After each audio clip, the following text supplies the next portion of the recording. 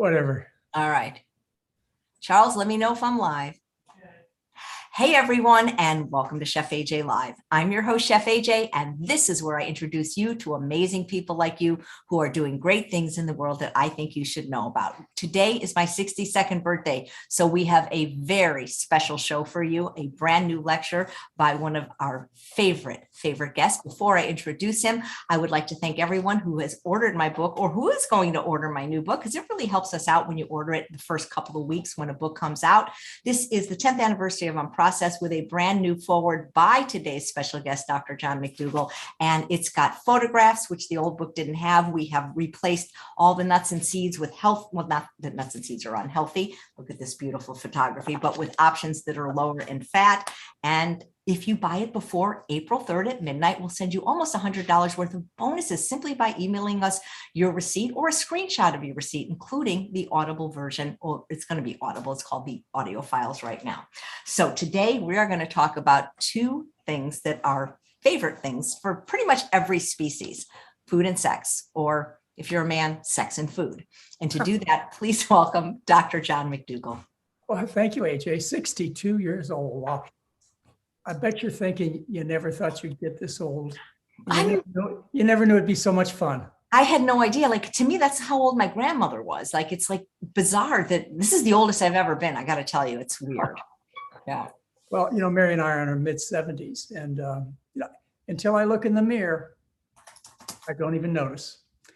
But when I look in the mirror, this old guy stares back at me, so I'm pretty sure that I'm in my mid-70s. Anyway, good to be with you on your birthday. It's a real special day. So anyway, I talked to you about a lot of diseases: diabetes, breast cancer. Talked to you about looking good in terms of weight. But there's more to looking good than just your weight. And there's also some ramifications of weight that I'd like to talk about. So unless you would like to delay, let me get into the presentation. I'll try and make it as succinct as possible, and then we'll get some time to maybe talk to Mary. So. Well, I think you're the sex part and she's the food part. Oh, come on. I'm just kidding. Yeah. So, you want to be pleasing, appealing to the senses. I'm going to talk to you about sexual allure and platonic appeal too. Platonic, yeah. And this is the kind of talk that your doctor ought to have with you to improve your desirability. And so what I'm going to do over the next few minutes is talk about some ways to make you more desirable. Why would you want to be more desirable? Well, you'll be more successful if you're more desirable. And what is the best chance of being an attractive person? It's to be a healthy person. Health is attractive. I have to tell you, let me start out by a little story about my dad and I. I was very close to my father. And we could have some quite frank conversations. And, I remember one day we were walking in a park and there were a lot of lovely women walking by. And, my dad noticed my gaze and he said to me, he says, "Son, you find that woman over there appealing, attractive." And I said, "Yeah, Dad, I do. You noticed. But you didn't find this one over here attractive, did you, son?" I said, "No, Dad, I didn't." He said, "Do you know why?" I said, "No, why, Dad?" He says, "Do you know what you found appealing? Is this one over here looked healthy and that one didn't." And my comment was, "Dad, that's not what I was looking at." But it really was. And now at my age, I can assure you that when you see somebody who's attractive in all kinds of relationships, you're looking at health. Because you want to mingle with healthy people. You want to mingle with healthy people in a platonic relationship because you want to be successful. And then, of course, you want to mingle with healthy people for more passionate relationships, reproductive relationships. And that's what I want to talk to you about today. But the whole focus of attention, I don't care whether your nose is crooked or one cheek's higher than another, or you even have a scar across your forehead. What people are looking at is a healthy person or an unhealthy person. And that's where attractiveness comes from. You have a couple of ways of detecting health in people. One is by sight, and we're going to talk about the other is by odor, smell. And I'd like to deal with those approaches separately. The experiment done where they took about 20 people, and what they did is they took pictures of them before and after an injection of a liposaccharide that made them ill. It's a toxin. And then they showed the facial pictures to an audience of 77 people. And they allowed them to wear t-shirts for a considerable period of time. They soaked their t-shirts in sweat, and they asked them to smell and to determine how likable these people were. And based upon health, in other words, the pictures that appeared healthy and the odors that smelled healthy, they judged these people as likable or unlikable. So, that's the two senses that you have to judge people around you. As far as judging people around you in platonic relationships, you want to have healthy people around you because these are people who are more efficient, more productive. They're going to take less days off work, less sick days. They're going to be thinking about their health problems less often, less trips to the doctor's office, et cetera. In other words, you're going to be dealing with a group of people who has a better chance of succeeding in whatever kind of business you're in. And so you're attracted to healthy people. Now, whether or not you find some of the things I say offensive, I apologize. But I have to be frank about my discussions. And when I talk about people being unattractive in terms of visual appeal or unattractive in terms of body odor, I'm not trying to be personal. I'm just trying to give you some guidance. If you are dealing in a business or an educational situation, what we know is that people who are obese are judged as having less leadership potential. They're expected to be less successful. They're less competent. They receive a lower salary and they're ranked as less qualified. The difference in salary of an overweight person is about $9,000 a year less. If you're really big, obese, then it's $19,000. And it goes in other aspects of your life. For example, your opportunity to get a good education, whether you're going to school or you're going to a university for higher education. If you compare people with who look healthy as opposed to those who don't, and again, the criterion we're looking at here is body fatness. Overweight people are assigned less grades, equal amount of work, equal scores, and they get less grades on the report card. They're judged as needing extra help, and they're less likely to get into college or other types of higher education. Not fair, but that's the way the world is. So you want to improve your healthfulness, your appearance to other people so that you're successful in these kinds of endeavors in your life. The other important thing is you want to be healthy when it comes to reproduction. You want to pick a mate that has healthy genes, in other words, healthy sperm and healthy eggs, so that the ultimate outcome is a healthy offspring, is a fit offspring. And that's the other reason you want to, it's very important you appear healthy to other people. We know, for example, that unhealthy people are less fertile. Obese men and obese women, they have less chance of getting pregnant. And it's just not being overweight.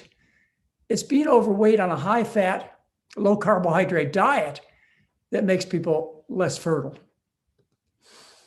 That could be in the area of male reproduction. It could be a problem of erectile dysfunction. People eat the rich Western diet. They clog up their arteries, not just the arteries to the heart and brain, not just the arteries to their legs, but to the arteries of an organ between their legs. And as a result, men who suffer from erectile dysfunction are those who eat the rich Western diet, who close the arteries to their penis. The way the penis gets hard, it's made of a spongy material. And blood flows in, fills up the spongy material, and you have an erection. Now, you also, on the other end, you have to have the veins collapse down so that the blood doesn't drain out. And you need healthy nerves to control this type of blood flow. Now, they say that if you have erectile dysfunction, that's a canary in the coal mine, because it predicts whether you're going to have other problems with your arteries. You've got 60,000 miles of blood vessels in your body, and they're all being diseased at a similar rate. And so men who have erectile dysfunction, they're the ones who have heart attacks, heart surgery, etc. As far as a woman's concerned, she needs to appear healthy. And again, we're talking about body fatness here. Women who are underweight are less fertile. They have a risk of low birth weight babies, high risk babies, more problems with miscarriages and difficulties during their deliveries. You know, when I started practicing medicine, we were so concerned about the body weight of women when they were pregnant that we used to give them diuretics to cause them to lose weight, because we knew that overweight women had more problems with pregnancy and had more difficulties with their babies. And so the only way we knew to make them thin was to give them water pills, diuretics. So we also changed our recommendations to women. Back 40, 50 years ago, we used to admonish women for gaining weight during their pregnancy. And as a result, they listened and they starved themselves and they stayed trim and they ended up with low birth weight women. Well, about 40 years ago, we changed our recommendations as physicians because we knew it was a poor outcome for the offspring and the mother. And we told women, eat as much as you want. And the result was women gained 40, 50, 60 pounds. So what's the problem here? The problem here is the wrong diet, the wrong food. You can't eat too much or too little of it and have things turn out right. What you've got to do is you've got to correct the underlying food to end up with an appetite which is appropriate for your pregnancy, which obviously increases because you're supporting your offspring, your baby, the fetus, and also increased energy needs of pregnancy. Now, when you follow the advice that is given today, because doctors don't know what else to say, you know, they don't want you to be too thin. You end up with too small a baby. They want to avoid that, so they tell you to eat as much as you want. And there's no way of getting around the problem except to change the food. You end up with too big a body, and the baby grows too big. The result of a baby being too big is it has difficulty getting out of mom. And the answer to having trouble delivering through the birth canal, which is a problem of cephalopelvic disproportion, that's what we call it in the medical business. The baby's too big to fit out the birth canal. What happens? You end up having a cesarean section. Babies are big these days. But when I was born, typical baby was 5, 6, maybe big baby was 7 pounds or 8. But it's not unusual for a mother to deliver a baby that's 8, 10, 12, 14 pounds. They just plain and simple don't fit. The only way you can make it right is you have to start giving the correct recommendations on food to a pregnant woman. So there are visual clues to picking a healthy partner. You want them to be trim, not just trim, but you want them to have a particular kind of trimness, where the hips are big and the waist is small. Other ways of judging health in a partner is their skin tone. In other words, do they look healthy? You know, there's certain clues, and we're going to talk about those that you get from the skin that indicate whether or not a person is healthy or unhealthy. We're going to be talking about those also. The reason a woman's hips are big is because that's where she stores the fat for the baby. It's generally more of the correct kind of fat, polyunsaturated fats, than the kinds of fats that are stored around the thorax or the abdomen. Gynecoid fat, we call it. And of course, when you look at a female, you have to judge the opportunities to to produce a good offspring. And that depends upon whether she stored enough body fat for the baby and herself during pregnancy. And she stores this in her buttocks and her legs, not in her thorax or abdomen, which is android fat. Now, the way we decide whether or not a person is attractive, this is a male or female, is experiments are set up with a computer program that looks at eye motion. This is called an eye movement study. And the computer registers where the participant is looking at a particular figure. And what we find, and I'm going to talk to you about males looking at females here primarily, but the same thing applies to males, is that the most attention that's given is when they have a particular waist-hip ratio. And an ideal waist-hip ratio is about 0.7. In other words, your waist would be 28 inches and hips would be 40 inches. Higher ratios, in other words, bigger waist, smaller hips, less attractive, older looking. Of course, any good experiment would look at breast size to decide how important that is in terms of attractiveness of males to females. And, quite honestly, breast size is not as important as waist-hip ratio. I don't know, except by plastic surgery, how to make breasts bigger. But I certainly know how to make waist smaller. And we'll talk about that.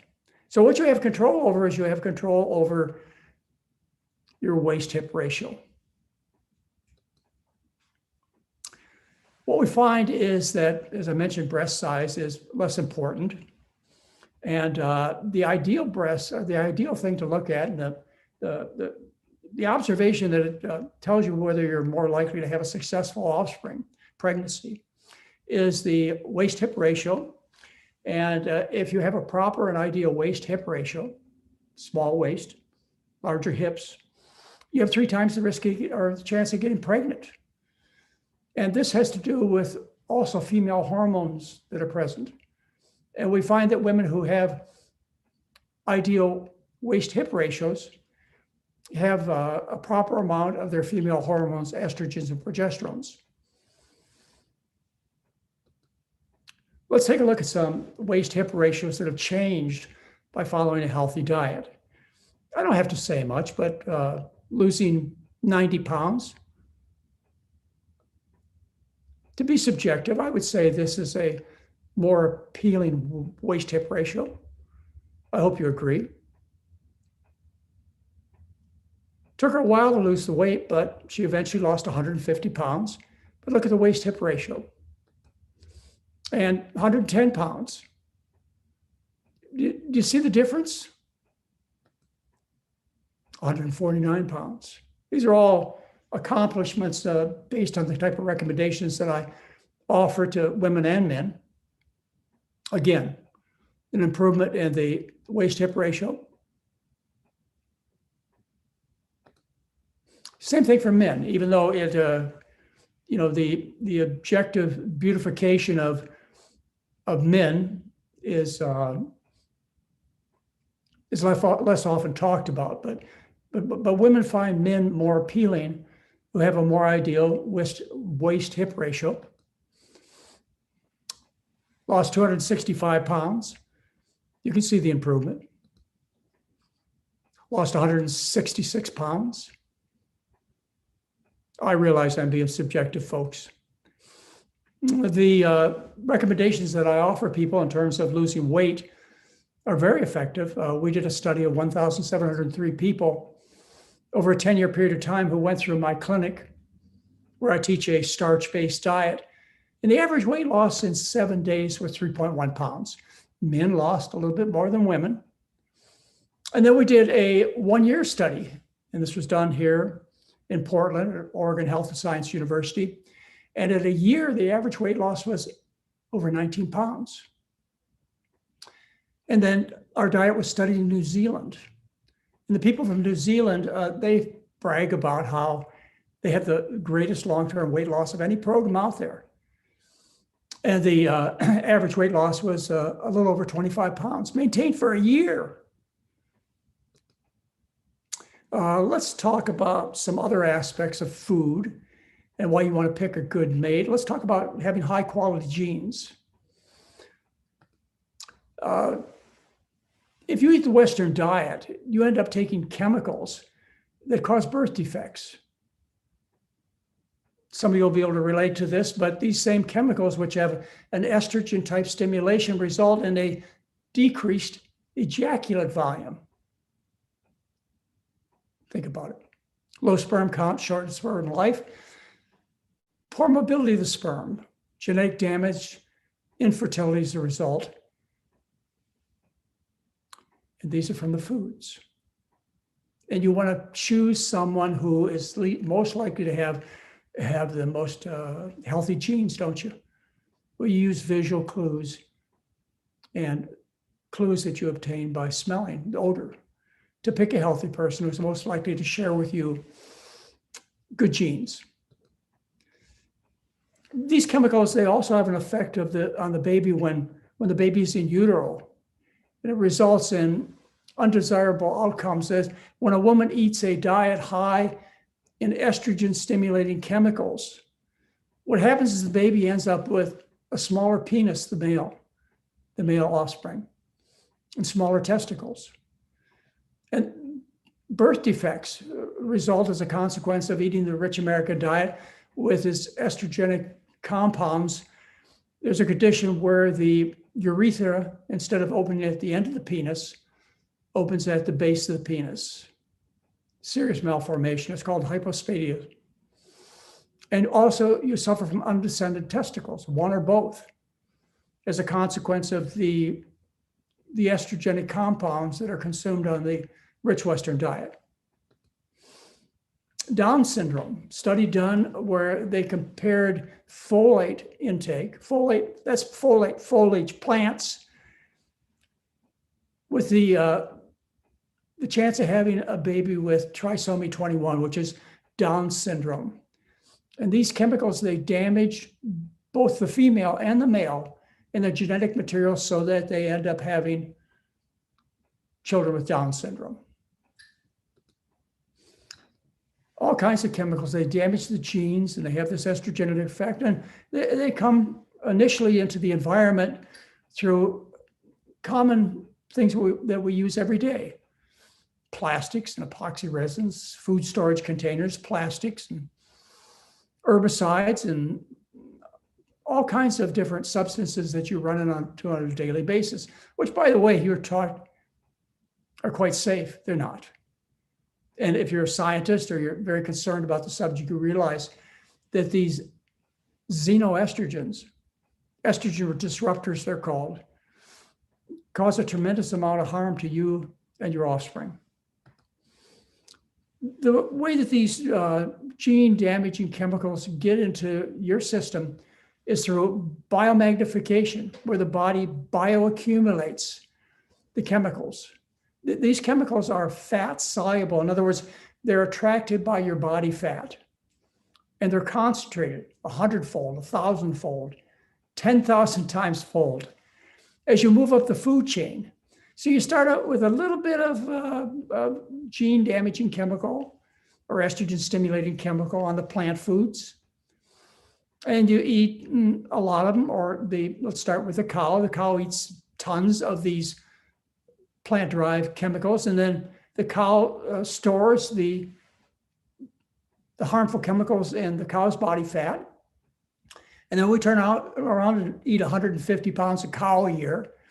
And all the chemicals in that cow fat is concentrated in your fat. And the end of the food chain is the baby suckling off of mother's breast. There was a study done in 1972 where they looked at the breast milk of 1,400 women from 48 states. And because of this process of bioaccumulation in the woman's body, they declared breast milk a health hazard. Now, when you get pregnant, through the changes that occur during pregnancy and the milk you produce, you dump about half of your pesticide load into your infant within 6 months. So you want to be as clean as possible. And how do you be as clean as possible? You eat low on the food chain. You eat the plants. and avoid the animals.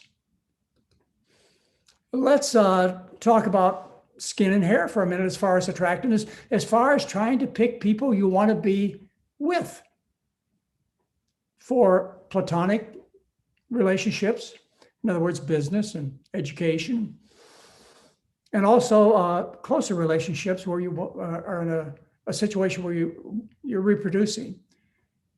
You're trying to get the healthiest offspring possible by sharing healthy eggs and healthy sperm with each other. Clues. Have you ever heard the term in the pink? Well, have you ever heard about applying rouge, particularly to a woman's face? Why is this color appealing? It's because it indicates good health. It indicates effective circulation. Red blood is oxygenated blood. Blue blood is after it occurs in the veins, and it's after the oxygen has been delivered to the tissues. The blood cells turn blue. And so what you're looking at is you're looking at effective circulation when you look at somebody's skin tone. When you eat a high-fat diet, animal fat or vegetable fat, what happens is the blood cells, which normally bounce off each other, start to hit and stick and form clumps. About an hour after a fatty meal, you see the blood cells starting to stick together.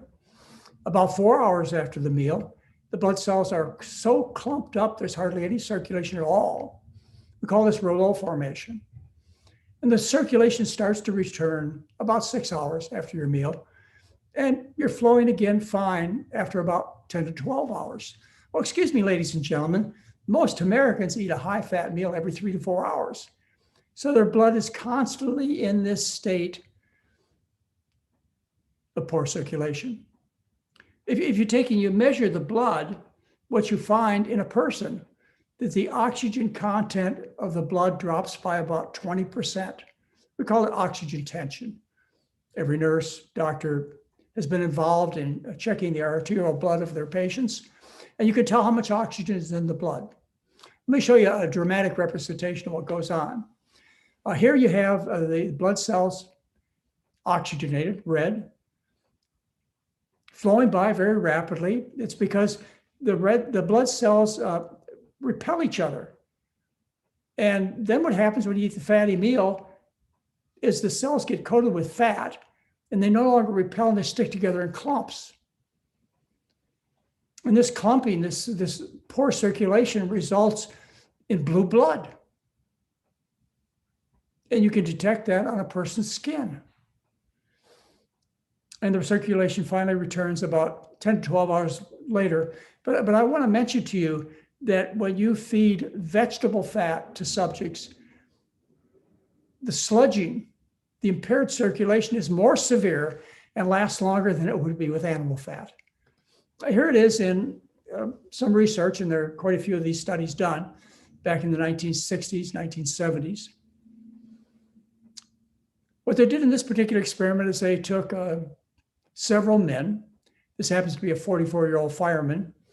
And they looked at the circulation in this particular man, apparently healthy, by looking at the whites of the eye. You know, when you come home from a tough night, you look in the mirror and you've got bloodshot eyes, that's what you're looking at. And you see the conjunctiva, the whites of the eye, in the frame on the left, and you see a lot of blood vessels, good circulation. In this case, the fireman is fed a meal that contains 67% of the calories as fat. And 4 hours later, you have this dramatic change in circulation that occurs. Blood vessels disappear. Why? Because the vessels themselves are transparent. The only reason you can see them is when red blood cells flow through them. When there's no more flow through a vessel, it disappears. 67% fat meal. What this man had for breakfast was 2 eggs, 4 strips of bacon, milk, cream, bread, and 2 pats of butter. You ever eat that? I'll bet you have. I would guess so. That was a typical breakfast of mine, I know.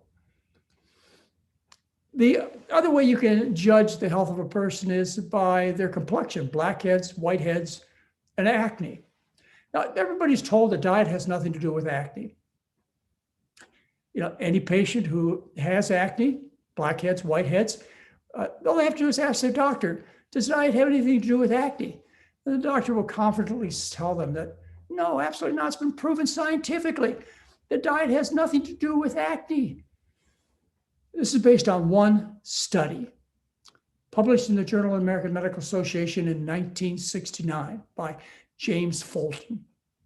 What they did is they took 30 adolescents who were attending an acne clinic and 35 young male prisoners who had mild, moderate, severe acne.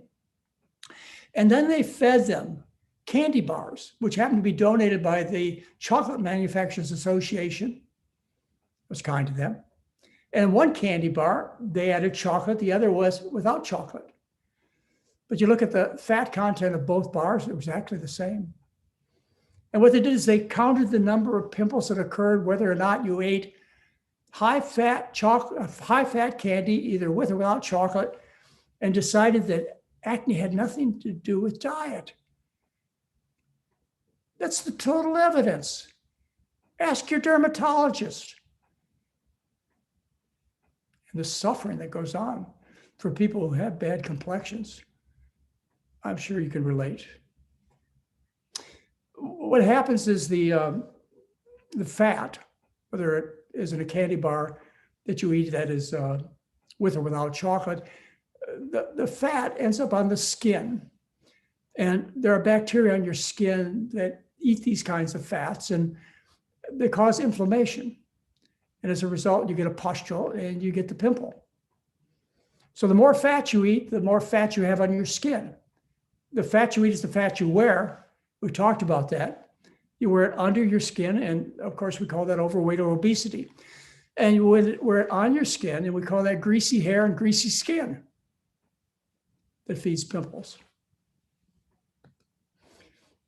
The Nelson twins, good longtime friends of mine, the Nelson family.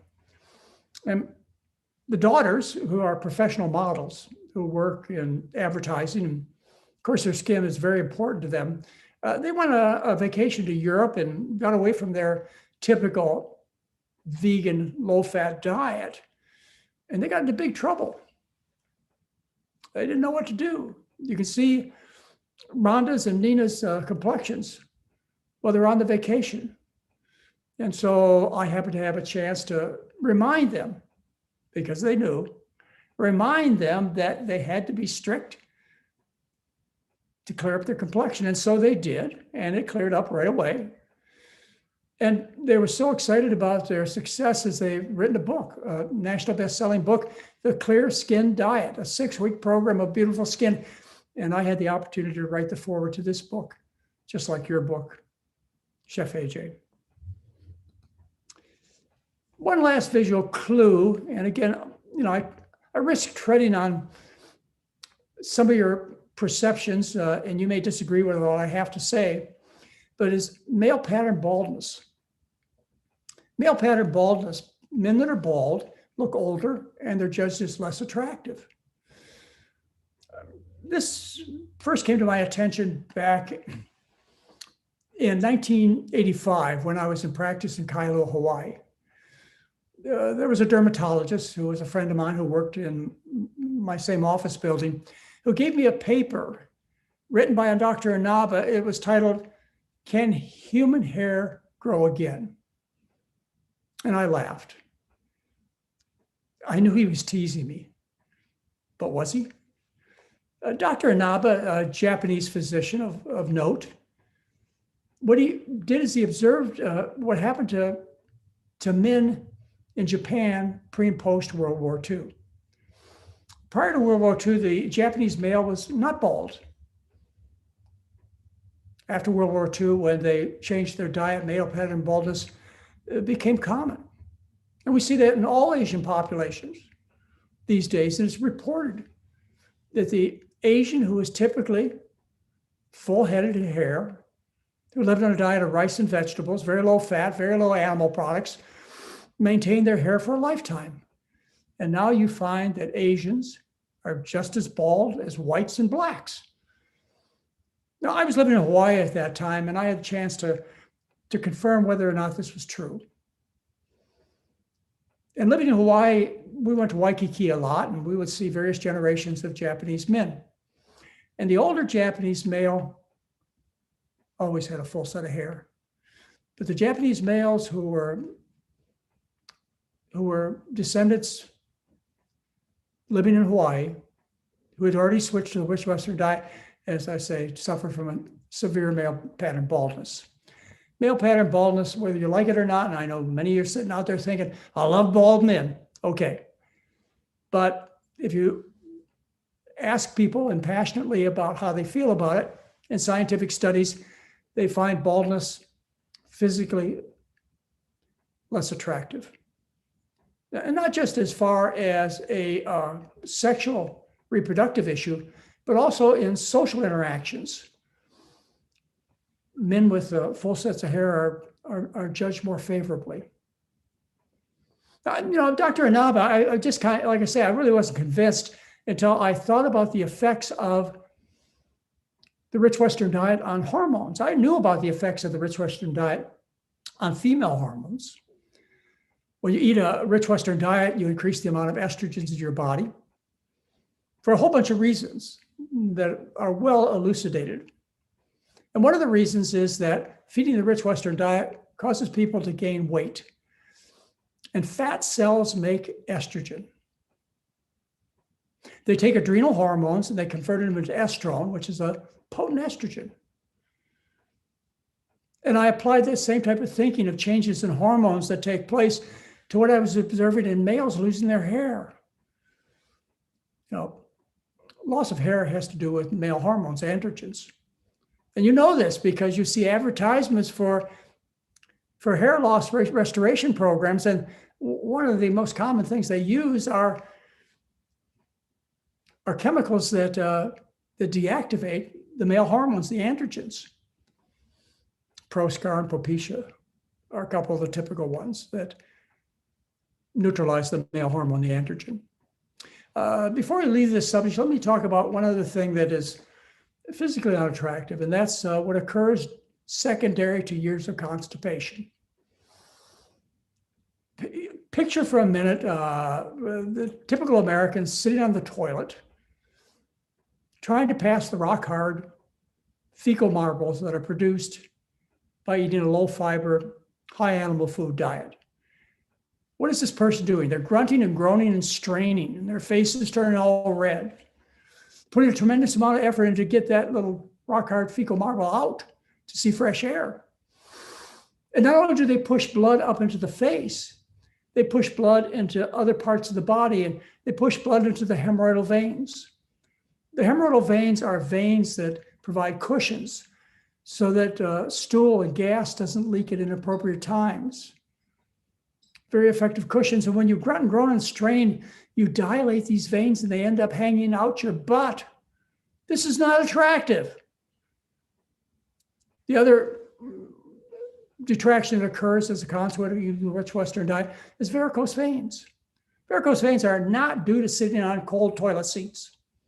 Varicose veins are due to grunting and groaning and straining and putting a tremendous amount of back pressure on the veins in your legs. They dilate. And these veins in the legs, they have valves that get damaged and destroyed. So you have these high pressure columns of blood, back pressure in the veins, and they dilate into blue worms, and you end up with varicose veins. Let's talk about the other way to judge somebody as far as healthfulness, not just vision, but there's also odor. Smell is very sensitive at judging health as well as sickness, just as we started this conversation. When they injected people with endotoxins and they made them sick, and they asked 77 volunteers to determine their likeness, their appeal, they found those that were sick were unappealing. And the sense of smell is so specific that you can detect whether or not somebody is ill from problems such as cancer, lung, breast, and bladder cancer. You can determine whether or not they have metabolic disorders like diabetes, liver disease, asthma, and kidney disease. They all have a particular odor. You know this. You know about the sense of smell. You were impressed by the fact that dogs can be trained to detect cancer just by a sniff. Lung cancer has been studied quite extensively and has been able to detect various kinds of cancer, including lung cancer. Well, dogs, that's a lot of work to train a dog. It takes about 12 months to train a dog to sniff and to identify sickness as opposed to health. The newer research involves insects, flies, and ants. And they can train them in about 30 minutes. And they have a much more refined sense of smell. And so by applying different substances to the insect's environment and looking at their behavior, you find that insects are even more specific and more sensitive as far as identifying sickness and distinguish it from health.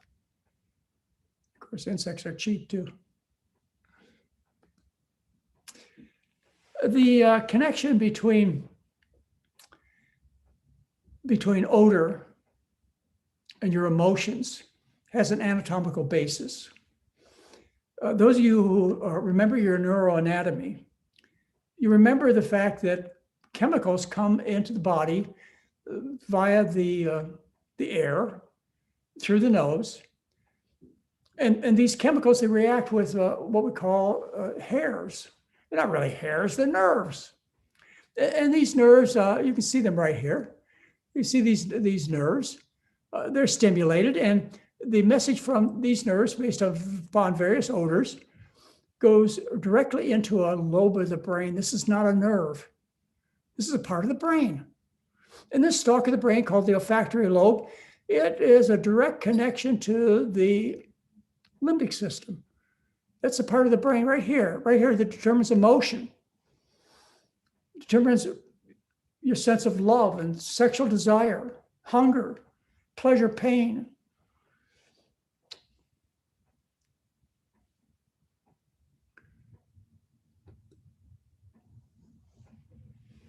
You know this. You've heard about this. You probably have heard that men prefer the smell of women when they're most fertile. And if a woman takes oral contraceptives, her appeal is dramatically decreased. Well, the sense of smell as detected by your nose can discriminate between gender, whether you're a male or female, the person that you're smelling. Can determine their relationship status as far as whether they're married or not married, detects illness, self-esteem, and temporarily, it can detect emotional states such as fear, disgust, and anxiety. I remember Steve was his name. He was an FAA instructor. And Mary took our Baron, and she was getting her IFR rating with the Baron. It was a tough day for her. And she passed. She got her IFR rating, instrument flight rating. And she was capable and enjoyed very much flying the Baron. But right after she got back from this excruciating, stressful, fear-laden examination, I got into the airplane. And I could smell the fear. It's very distinct. I didn't even have to ask her what she went through during that examination, because it was all present there in the odor of the atmosphere of the inside of our Baron. So what you eat results in a whole bunch of body odors, breath, and as many as half people think that they have halitosis. Odor of the skin, body odor, which occurs in the armpits and also the pubic area of the body, pubic area. These are the apocrine glands, and they have to do with sexual interest. How you smell determines whether you like a person or not, or you want to be sexually involved with them. What you eat also determines the odor of more intimate fluids like semen and vaginal secretions. It results in odor of your urine, depending on what you eat. Any of you who are sensitive to asparagus, you know about the odor that occurs as a consequence of eating this vegetable. It's not from the amino acid asparagine. It's another product of the asparagus that causes this very distinct odor in the urine. And of course, there's the end product of odor, which is the flatus, bad farts, stinky farts. So you have these body odors produced as a consequence of what you eat. And there are a couple of specific odors I want to talk to you about. It's the odor of sulfur, hydrogen sulfide, and also the odor that is what we call a fishy odor due to trimethylamine. These kind of odors occur as a consequence of the foods that you eat. And what we're talking about specifically is when you eat animal foods, you end up stinking like sulfur and stinking like rotting fish, all the way from your breath down to your reproductive fluids.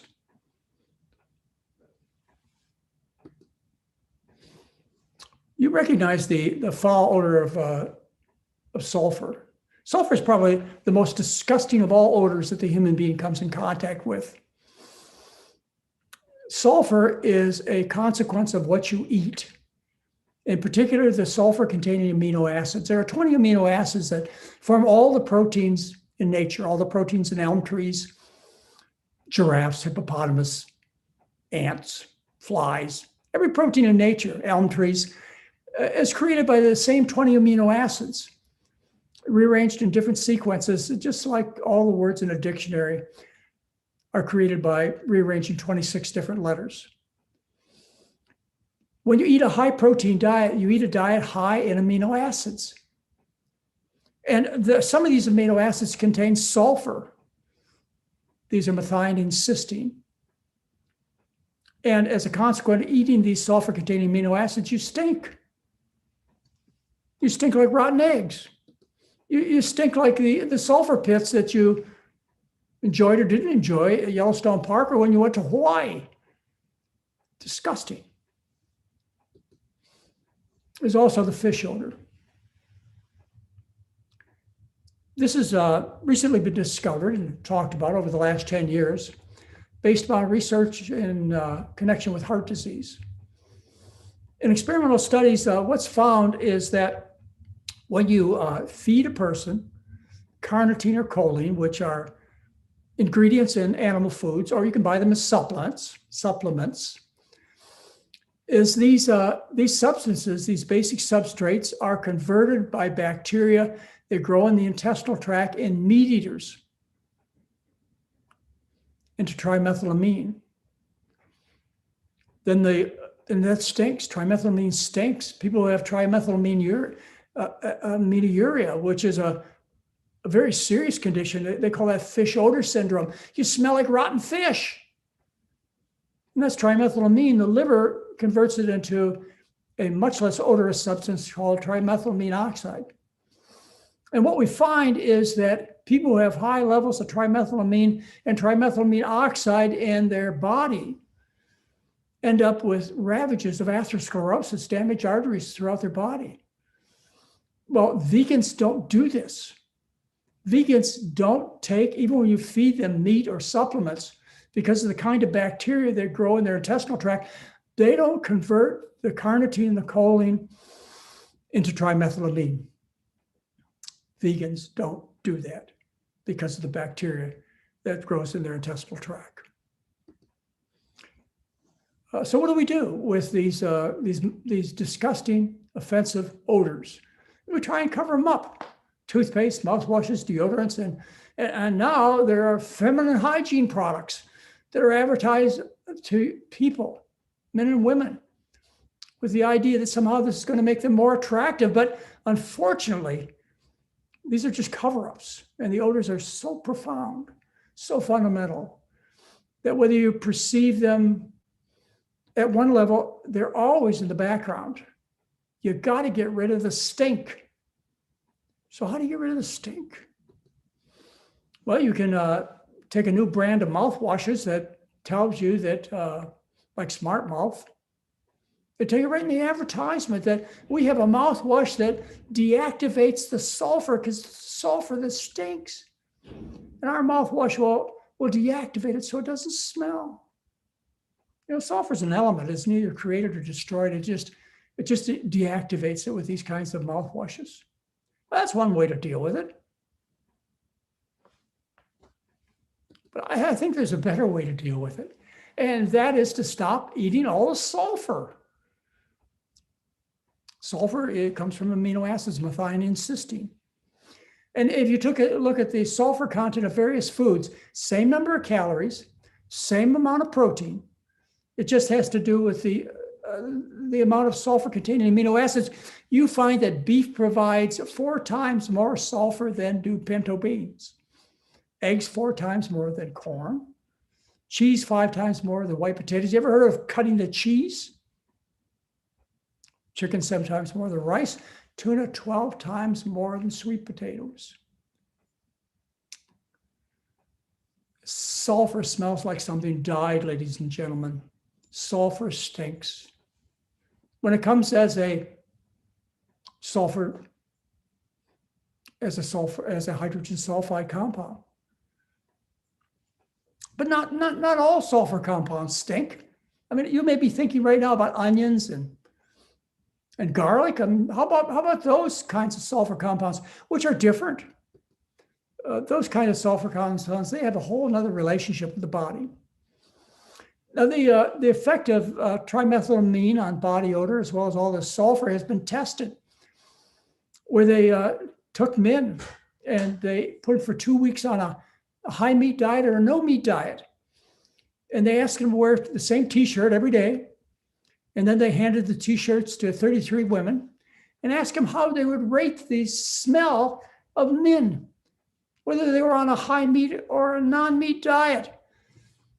And those who were on a non-meat diet were assessed as more attractive, more pleasant, less intensive in their reactions and personalities. Meat stinks. Meat's repulsive. So there's one way you can get rid of the stink. You become more attractive. I have every reason to believe it's a reciprocal relationship. They just don't bother testing it on women and see whether or not men like women who are on high meat or low meat diets. Similar tests done after a person eats garlic, which has sulfur-containing compounds. You can see the picture of the diallyl disulfide in garlic. You can see there's a different chemical structure. Onions would be the same thing than you would get from the animal sources of sulfur. And they did an experiment where they either fed raw garlic or garlic capsules to male donors, and then they had 82 women evaluate their smell, whether it was attractive or unattractive. And they perceived body odors as hedonistic when they ate sulfur. That means an odor of pleasure, attractiveness, masculinity, hedonistic.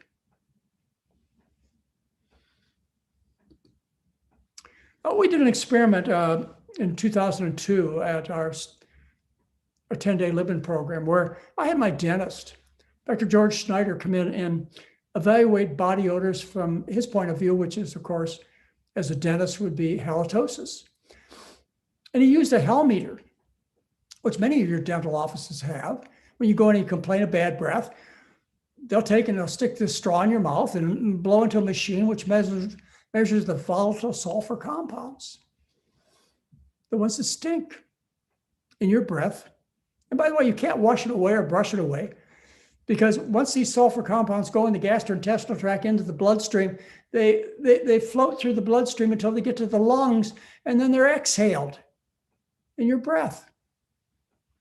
These same sulfur compounds, they end up on your skin, and they give you BO. They end up in your reproductive fluids and cause them to be malodorous. Of course, the end trip of all this sulfur is flatus, the bad farts. Anyway, what we found, and Dr. Schneider, he did this measurement, is that in 7 days on the McDougall diet, we cut the sulfur compounds that were exhaled by our patients in half. So you want to be more attractive? You want to smell good? You know how to fix it because you're not going to cover it up. I don't care how much perfume, how much deodorant, how much vaginal spray, how much whatever you consume, you aren't going to cover it up. You got to get rid of it. Okay, last consideration is, are you vigorous enough to have a relationship between man and woman that will be successful? Sexual intercourse. Well, sexual intercourse, of course, involves physical activity. A sex therapist survey said that 7 to 13 minutes of intercourse was desirable. 1 to 2 minutes is too short. 30 minutes is too long. And for a woman to reach orgasm takes on average 13 and a half minutes. But you got to be able to withstand this vigorous activity for a successful exchange of genetic material. And how do you get this vigor? Eat a healthy diet. The greatest example of endurance and strength that's available has to do with gladiators. Gladiators. What was determined was the gladiators' diet based upon the finding of skeletons in a place called Ephesus, which is modern-day Turkey. They found this grazed plot, and 60 skeletons were found, and about half of them were gladiators, and they could tell they were gladiators by the fact that they were buried with swords and shields and tridents, and many of them had trident holes in their skulls. Gladiators, the most vigorous men that have ever lived on this planet, were also known as the barley men. And based upon examining the bones of these gladiators, they determined that they were vegan. They lived on a diet of barley and beans. Why did they live on a diet of barley and beans? Because losing in the Colosseum was not a good thing. And not only were the gladiators concerned about winning, but so were their owners. And the owners didn't ask the gladiators, which, by the way, were the rock stars of the time. They could have anything they wanted except for the food. That was determined by the owners, just like if you are the owner of a racehorse at the Kentucky Derby. You don't ask your horse what he or she wants to eat. You want him to win. You feed him the diet that will best cause them to be strong and enduring, don't you? How about the modern day gladiators? Starch eaters win. Of the long-term endurance events that have been performed in the last 50 years, 40% of the winners have been Kenyans and Ethiopians. The Boston Marathon, which was the most recent marathon that I'm aware of, we had a winner from Ethiopia, a winner from Kenya. And what is their diet? Well, if you look at Runner's World magazine and various other periodicals that look at the health of endurance athletes, what you find is that they live on a diet that's starch-based. In the case of Ethiopians and Kenyans, they eat a traditional dish called ugali, which is basically a corn porridge. And that's what they attribute to their ability to win, is based upon the food. Certainly, I think gladiators and marathon runners and winners, in that case, male or female, gladiators were all male, would have the strength and endurance to get through 13 minutes of vigorous sexual activity, don't you think? We've had contact with many athletes. I just want to bring out a relationship I had with one of the world's most famous athletes, and that was Carl Lewis. Carl Lewis, I met him on a show called Twin Cities Live in St. Paul, Minneapolis, in Minnesota. We were about ready to go on this morning talk show, and Carl and his entourage walked in, and Carl was complaining. He says, I'm overweight. Like, you're overweight? He says, yeah, an ounce or two, which makes me not get the kind of times that I'd like to have. And every time I go on a diet, I either get sick or I lose my energy. I said, hey, Carl, try this. So I gave Carl a copy of the book that I was promoting at that time, which was the McDougall Program, 12 Days to Dynamic Health. And Carl Lewis went home and followed it. And half the Santa Monica track team went on the McDougall diet. And, as a consequence, and if you read this Runner's World magazine, August of 1992, he'll tell you the reason he set the 100-meter dash was because of the diet I put him on. The reason he set 3 long jump records that, as far as I know, haven't been topped since. The reason he won various marathons is because of the diet that he ate. He was 30 years old at that time. He retired at age 36. If you want to listen to an interview of Carl Lewis talking about the McDougall diet and how it changed his life, you can do that on my website. It's a very enjoyable discussion. Okay, finally, let me just tell you how wrong things are. Let me just tell you how misguided we are in terms of food choices. And I must be specific in my discussion about the men, and male anatomy. There's a organ that has everything to do with male reproduction. It involves in fact, it's an anatomical structure. It involves the prostate and also the testicles, and also a couple of sacs that store semen. Semen, the fluid that keeps the sperm alive and healthy. These sacs are called seminal vesicles. And I want you to listen to these words carefully. Human males have seminal vesicles, but no other meat-eating animal has these important collecting pouches as part of their reproductive anatomy. So is it that somehow we were designed incorrectly? Look at a cat. Cat doesn't have seminal vesicles.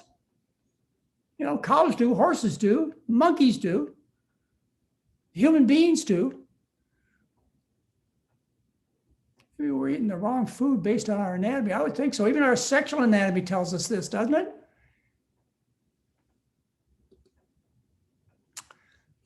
You want to improve your desirability, your attractiveness, and all kinds of relationships. But ladies and gentlemen, it's the food. And I invite all of you to visit our website at drmcdougall.com, and you can learn about the McDougall diet for free. The recipes, the instructions, what you do, all the details. There's a 12-day program. You can do it for free at drmcdougall.com. But if you want to get real serious about it, you're just tired of the inconvenience of being sick and ugly, we'll help you. We run a 12-day internet-based telemedicine, telehealth program. You can take it in any place in the world. I had a lady from Africa yesterday asked me, could she take the program? Well, of course you can. Even though your time zones are completely different, of course you can. We vary our schedule to meet yours. All around the world, we have people from China, from Korea, from Russia, from Africa, all over the world who take the program. And they judge the program as being more effective than the resort-based programs that we've run for 34 years.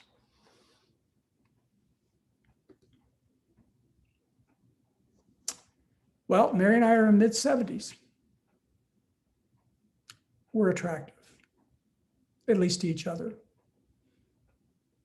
If you want a similar attractiveness, you appreciate what you're seeing or hear, then you need to take good care of yourself. You need to eat the foods that make you look good and smell good and make you active and enduring, and so that you can do all the things that you should and want to do.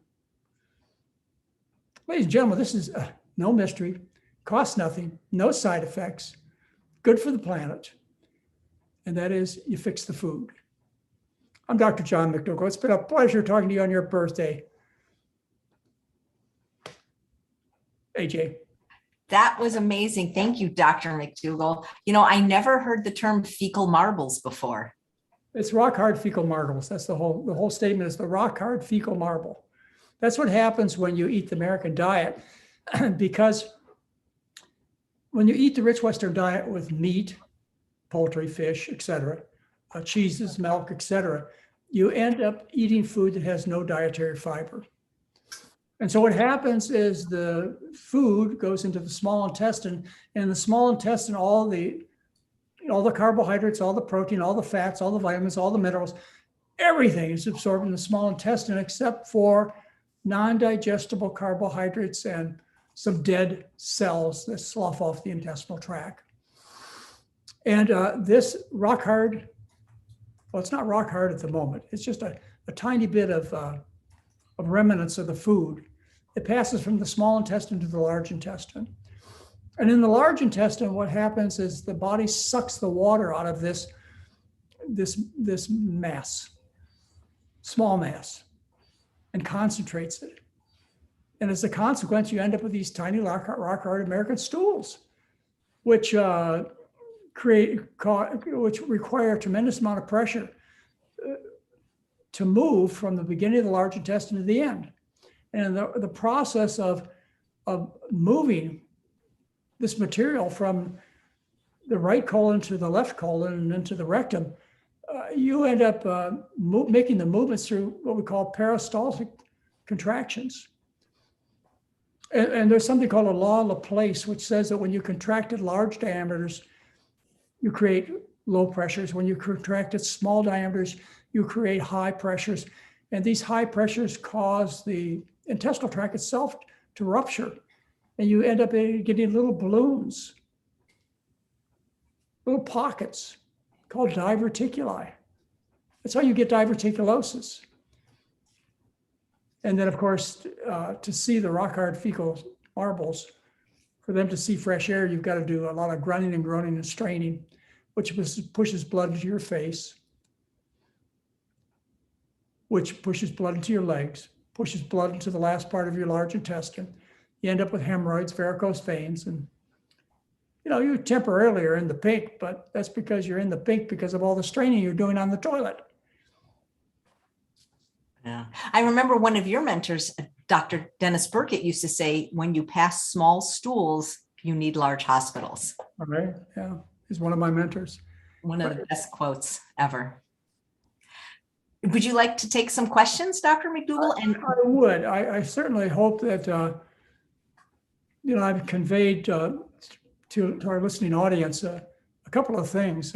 Most importantly, you want to be attractive in all kinds of relationships. And secondarily, that you have control over your attractiveness.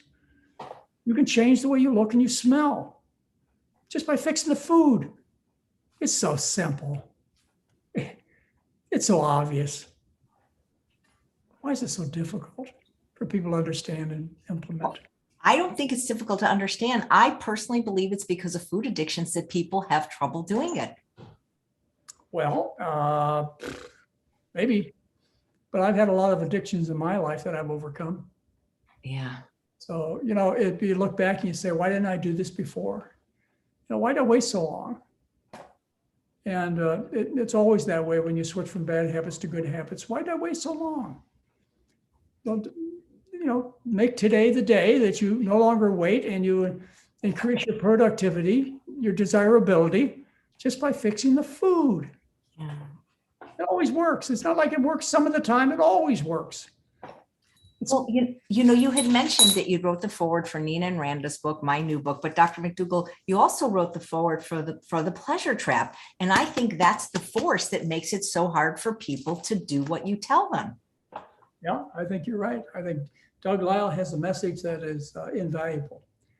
And he writes about the pleasure trap. I'm sure you've had Doug on many times. Oh my gosh, every month. Yeah, they were on. He was on with Alan on Sunday with Dr. Goldhammer. Yeah, you guys are my three top, my favorite. If you could just give me a moment because it's my birthday. A lot of people have done some donations. I want to thank Becky, Daryl, our friend Dr. Daryl Woodruff, Nancy, Susanna, Zena, and Karen. I got a little bell because the big one was upsetting Bailey. So I'll get to some of the questions. Guys, if you could put 4 question marks before and after, it really helps me differentiate questions from comments. And Anne wants to know, do varicose veins go away with weight loss or is surgery needed? Oh, you're muted, Dr. McDougall. For some reason, you got muted. Okay, I just invited Mary over. Varicose veins do not go away with anything except these are mechanical changes. These are destroyed valves. They're destroyed blood vessels, veins. And so the only way to fix this kind of structural damage is to go in and do other structural damage, which is called surgery. And you can't have surgery done, but I strongly recommend against it. You know, maybe some simple things like sclerosing. You can inject sclerosing agents into tiny little blood vessels. And if you're troubled by the cosmetic issues involving these small varicosities, then you might have them treated with laser or treat them with these injections of sclerosing material. I think that's okay. But boy, I'll tell you, you want to see a brutal assault on a human being. In this case, we're talking about mostly women, but not always. You ought to go into a vein stripping operation. You know, something I still have nightmares about.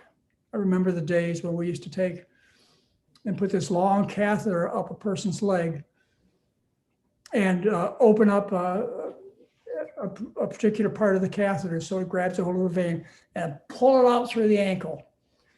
You remember that? Yeah, I remember. Oh man, it's a tremendous compromise of the anatomy. And you end up with swollen, painful legs. Don't do it. Superficial veins, okay. But deep vein stripping, I don't think it's a good idea, not unless you have no other option and life is just too miserable to continue. Yeah. Oh, I just want to show you these beautiful flowers I got from you guys. Thank you so much. And they smell incredible. Thank you so much. They are so beautiful. And a few of them haven't opened yet, so that's going to be neat. Susanna says, is sulforaphane a sulfur-containing compound? I don't know. I might have to think about it. I have to maybe even look it up. What is sulforaphane? Oh, I've heard of it before. But I know that the GI doctors talk about it. It's a drug? No, I think it's a compound that I've heard Dr. Will B talk about. Broccoli sprouts. It's a compound that is in broccoli sprouts and other things that's supposed to be good for us if we eat it. So I don't know much about it. Well, the plant-derived sulfur compounds are desirable. They're not repulsive. Not like milk and cheese. Spoiled milk. They call it spoiled milk, and the impression you have is it stinks. Or rotting meat, it stinks. Or rotten fish stink. But you don't have the same kind of reaction, and rightly so, because they're different sulfur compounds. When you talk about garlic and onions and asparagus and cabbage, etc., which all contain lots of sulfur compounds. I'm sorry, I just can't at the moment relate to that particular sulfur. It's probably a sulfur compound. I'll see if I can look it up. And I like your shirt, Mary. It's very pretty today. Well, it matches green, Yeah, it's so funny that last time we all had orange on together. So today. Okay, so Susanna says, I've been eating Chef AJ's way for over a year and recently have developed receding gums. Is there a known cause for this?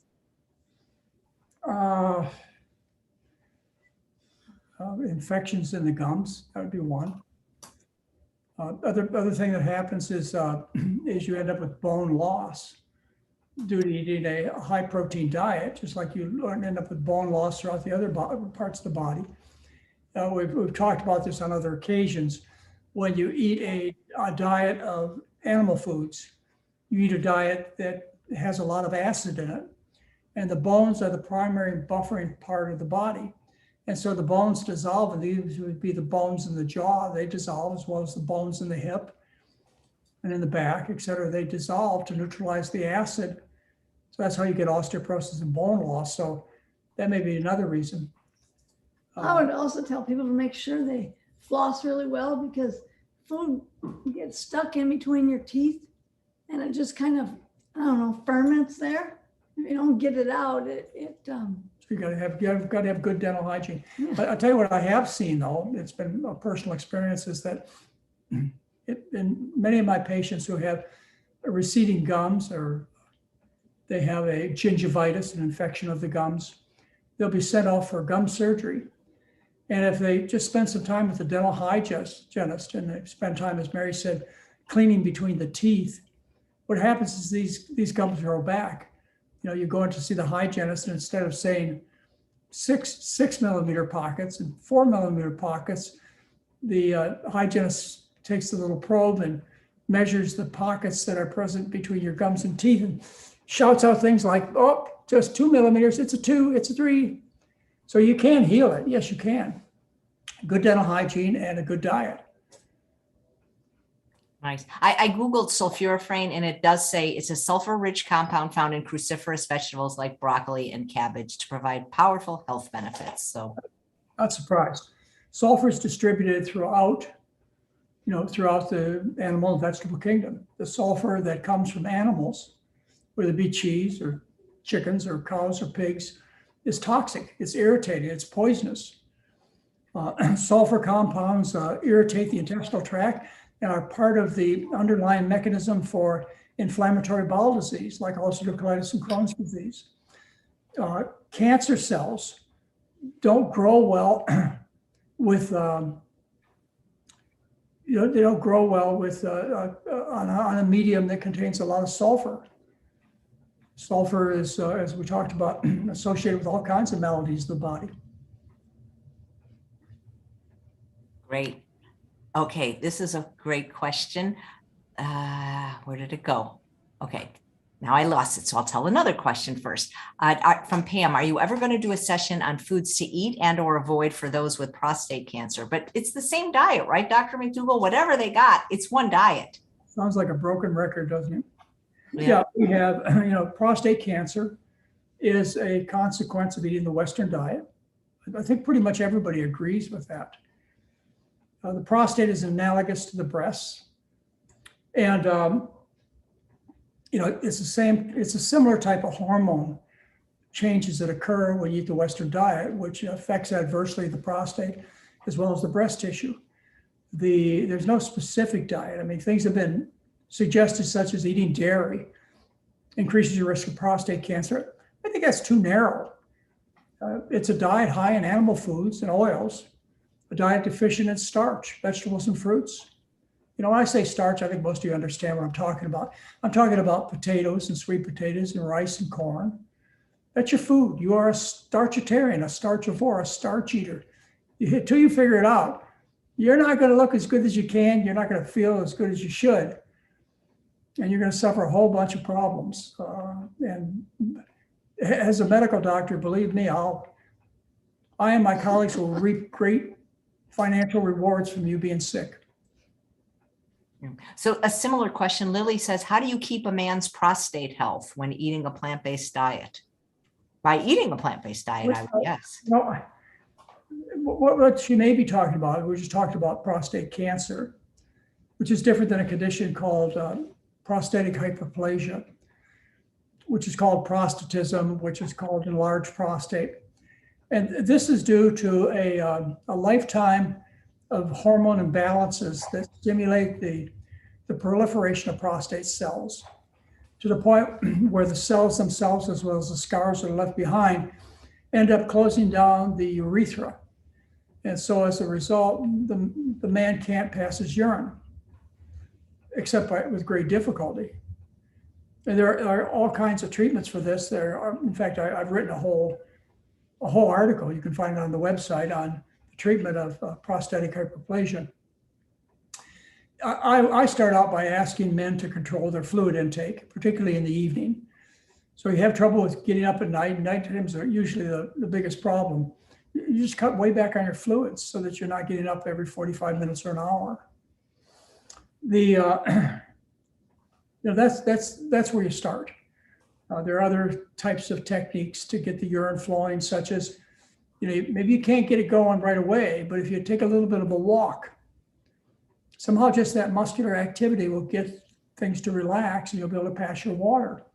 So that's another technique to use, is a little bit of physical activity when you're having trouble urinating. The next step would be to take various types of natural supplements, such as saw palmetto. And there are others too, besides saw palmetto, that are supposed to be helpful in terms of the prostatic hyperplasia. These are supplements, and they don't cause any adverse effects as far as I'm aware. Instead of using the word supplement, I say natural medicine is probably the right way to talk about them. And then there are a whole bunch of doctor-prescribed drugs, which are alpha-adrenergic blocking agents. like Flomax. That's one that's commonly prescribed. Alpha adrenergic blocking agents. That'd be the next thing to try. And then the next thing to try would be minimal surgeries. Minimal surgeries would be things like splints that are put in the urethra. That's pretty common. I don't know too much about that. There are also laser surgeries where they somehow open the urethra a bit using the laser technique. Again, I don't know a lot about that. The only technique that I would consider minimal surgery that I've had experience with my patients is something called transurethral microwave thermotherapy. Transurethral microwave thermotherapy. And that was TUMT, abbreviation. And this is where they take a catheter, a special catheter that has a microwave heater on the end of it. And with very little anesthesia, this catheter is passed through the penis, through your urethra, up to the area of the prostate, and the microwave is turned on. There's a cooling jacket around the microwave unit so that you cool the actual urethral tissues, and the microwaves go into the prostate gland, and they heat it up, and they shrink it. And you go home the next day. You don't have any serious problems in most cases. Other techniques, which are really barbaric, are we call them TURPs, transurethral prostate resections. You want to talk about brutality. You want to talk about historians writing about medical abuse of patients. Well, that's all they had, I guess, back then. When I was a young doctor, that's what we do. Is you take a knife and you, of course, put the patient to sleep, and you stick a rigid catheter up their penis, and you take a knife and you cut away at prostate tissue. And then you stick an indwelling catheter in them, and they often stay in the hospital for a week until the bleeding stopped. And the result was not only could you urinate maybe better, but you had all kinds of urinary problems. And you had something called retrograde ejaculation after having this procedure done. And that's where, when you ejaculate into your bladder. Not the way it's supposed to be. That does not sound like fun, or it sounds very painful. Well, I don't know. I could go into a lot of discussion about that, but you kind of get it. It ain't the right thing to do. And that's why you want to do everything you can to keep the prostate healthy and to avoid going through aggressive surgery. Yes, you do.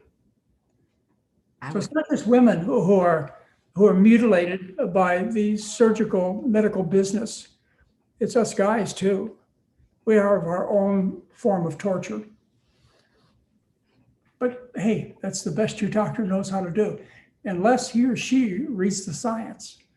And then there's a whole other better way of doing it. And I've talked to you about the treatment of breast cancer. I gave a whole lecture here about 3 months ago on the treatment of breast cancer, which is currently barbaric.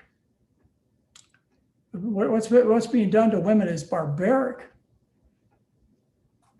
So, there are better ways to do things. You can more humanely treat patients and people, for sure. Yep. Here, you'll like this question, Dr. McDougall, from Sue. How long can most men expect to see improvement in sexual performance / health after transitioning from a SAD diet to a whole food plant-based diet? Oh, let's see. Let me get some guesses. You want to get vigor back in your life. You want to be physically strong enough. So that means a little bit of moderate exercise, Yeah, you could exercise. That'd be good. like walking. You ought to start. Nathan Pritikin used to say that before you started any serious exercise program, you need to change your diet first, because serious exercise has a way of precipitating very dramatic events such as heart attacks and strokes. So when you do an exercise program, that should be the second thing you do. Let's see. What kind of advice do I give men and women, but particularly men, when it comes to sexual dysfunction? Viagra, highly effective pill, one of the great inventions of modern medicine. It works. You should seriously consider it. I know you think of a natural medicine doctor giving such advice. Hey, I'm not going to throw the baby out with the wash water. There are drugs that are very valuable, like penicillin and Viagra. It takes care of a lot of sexual dysfunction. Is this kind of pill treatment. The other thing is that you need to develop a good relationship. It's pretty hard to get involved in an intimate relation with somebody you don't like, or somebody who's not appealing to you visually or by smell. That's why people dump perfumes all over themselves. The various kinds of anointments to cover up the stink, so that you would be more desirable to the opposite sex. And again, So then, we're talking about reproduction, yeah, so so I'm talking then about the the opposite. man and the woman, or any sexual partner should change what they eat to make themselves smell better. Then you'd be attractive. Yeah, Did I give a whole lecture on that? I think you did. I think I did. Well, yeah, there's Riri says, well, how long does it take to change your smell? Oh, it's almost overnight. The experiments I showed you were done over 2 weeks at a time. So they put the men on the high meat diet for 2 weeks, and then shared the T-shirts with the evaluators, the female evaluators. So it was 2 weeks of wearing the same T-shirt all day long. And then they smelled appealing. They were pleasant. They were less intense. They were desirable. So I would say, when you're looking at odor changes, you're talking about something that occurs in a matter of days. As far as physical appearance and vigor, that depends a lot on how unhealthy you started. It could take you a year to become strong enough, to become trim enough. I mean, I can only imagine trying to have sex at 200 pounds overweight is difficult. It's got to be. Even though you could probably argue with me on that one too. I don't want to get into that argument, but I would just guess from an outside observer that sexual activity, when you're twice the size as a human being should be, is hard. You've got a ways to go, but the nice thing about fixing problems from our point of view is that it costs nothing. There are no adverse effects. All you got to do is eat. You got to eat anyway. You just eat tasty food. So you're not doing anything unusual, painful, costly. You just fix the food. And until I talk to people about this being a starch-based diet, they don't see really a way out. They think, oh, I'm going to become a vegan or a vegetarian. That means I got to live on kale and broccoli and cabbage and cauliflower. Excuse me, ladies and gentlemen, you're going to starve to death eating these low starchy foods. They're of interest in terms of color, flavor, texture, aroma, and a few nutrients that you can get just as well through eating starchy vegetables. So you've got to eat a starch-based diet. About 90% of your food on your plate needs to be rice or potatoes or noodles or pasta. About 90%, and the other 10% can be fruits and vegetables. Non-starchy vegetables and fruits. Like I say, like you're doing nothing that's costly or painful. You just became aware. I got to ask the question just recently. In fact, Heather asked me to answer this question: is who is likely to change their eating pattern? And she was specific about who is most likely to come to our 12-day live-in telemedicine program. What characteristics does a person have?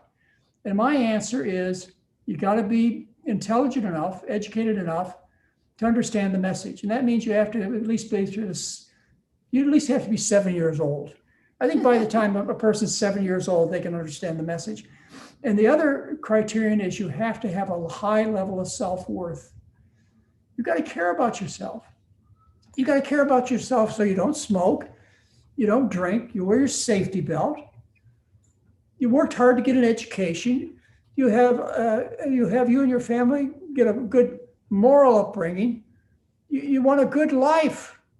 And so you got control of everything in your life, and you still have the desire to be a better person, except for your health and your appearance. I told my chief of medicine when I graduated from my internal medicine residency back in 1978. he told me, he says, John, he met Mary and he met Heather and he met Patrick. He said, John, I really like your family and I'm concerned about you. This is in his office at the residency program at John Burns School of Medicine in Honolulu. He said to me, John, he says, I really, really like your family, but I'm concerned about you. You're going to starve to death about your crazy ideas about food. All you're going to do is collect a bunch of bums and hippies. And as I pointed towards Irv Schatz's abdomen, he's dead. As I pointed toward Irv Schatz's abdomen, I said, no, prosperous abdomen. I said, no, I think you're wrong. And even if you're right, it doesn't matter. I can't prescribe things that I know will hurt my patients. I took an oath. I can't do that. I said, I think you're wrong. I said, it's not bums and hippies that I'll attract. It's people who care about themselves. They've worked hard to build a business, to find the right mate in life, to get an education. They care about themselves. They just don't have the right set of rules to become successful when it comes to their health and appearance. I was right. Here I am. I'm 45 years out of the discussion, and all of my patients have been successful people. I don't mean they own big businesses or have billions of dollars, but in their own right, they've become successful. You have to have that quality. You have to care about yourself. And you care about yourself, somebody's willing to give you the right set of rules, you'll do it. Why not? Why not?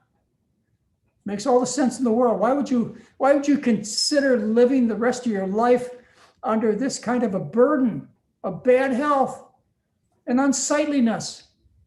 Makes no sense. The problem is people don't believe that so much could change just by eating something different. They want a high tech, they want a drug, or at least a major surgery where they almost die. Not something that's switching from beef to barley would solve the problem. But I just tell you, ladies and gentlemen, the problem is the food. It's the food. You fix the food, and you're going to look back and you say, this was so stupid simple. Why didn't I do this before? It's the food. It is so fundamental. It's the basis for everything. It's like when I talk about farmers, I say, look, if you're a farmer and you go to a major university, the pillars of intelligence, of education, and you ask them, how do I grow my plants well? And the professor says, doesn't matter. Doesn't matter what kind of soil I plant them in. Nope, doesn't matter. You can plant them in rocks, you can plant them in mud, you can plant them in sand. Doesn't matter. And then what happens is you end up with your crops being sick and disease infected. And then, of course, you go back to the professor, to the university, to the high-tech people, and you ask them, how do I take care of these bugs? And they say pesticides and herbicides. It's the same thing with your health, ladies and gentlemen. You've got to start out with the right soil. You start with the right food, and you don't get infected with aphids and viruses and all kinds of things that would infect those crops. You stay healthy. You don't need the medications. You got to start out with the basics. You fix the food, and everything else just happens, because that's what's wrong.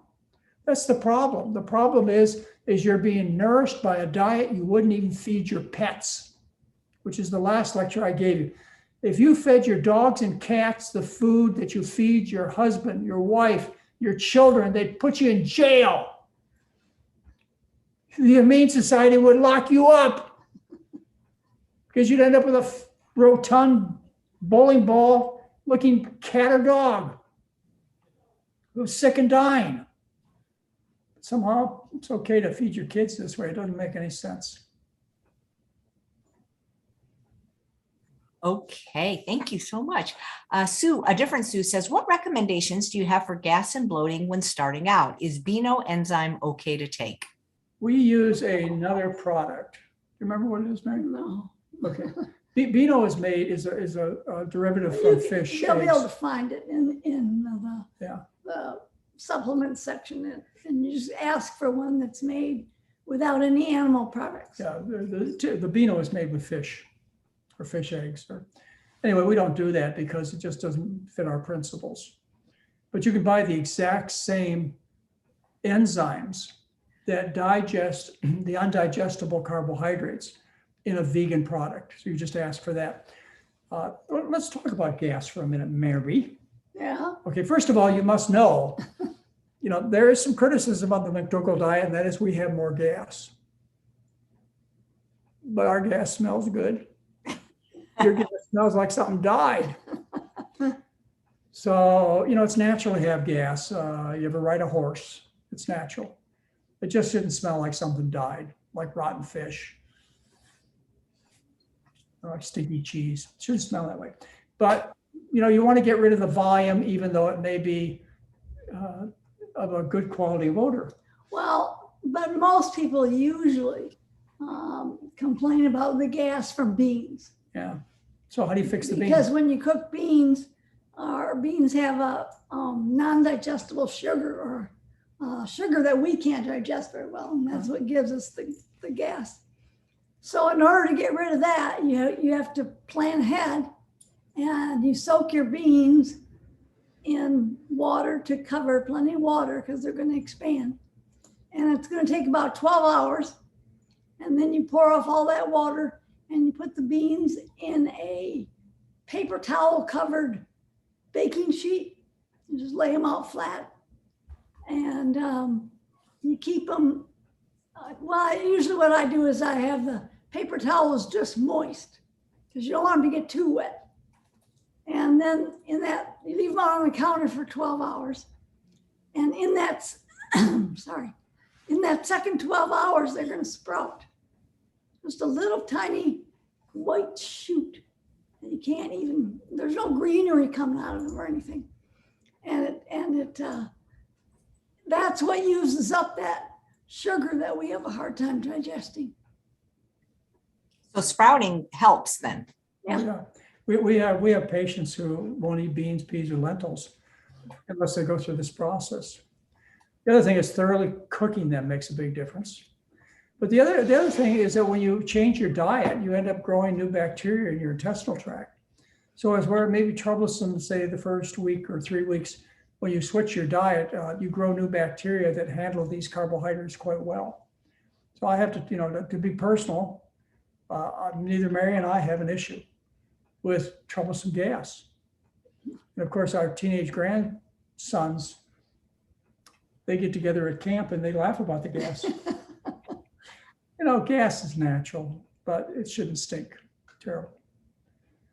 And you don't have to eat beans, peas, or lentil. You don't need beans, peas, or lentils for any reason. You don't need protein. Dr. McDougall, thank you for saying that, because there's many doctors that make people feel if they don't eat that group, they'll drop dead, just like if we'll drop dead when we don't eat nuts and seeds. There are a lot of people that talk from a point of view of a minimal amount of understanding. Well, I say, just to be kind. And what troubles me more is when they get on some type of rant that's unique. God talked to them specifically about how to save the world's population by this special message. Excuse me, ladies and gentlemen, this kind of understanding about food, making people sick, goes back thousands of years.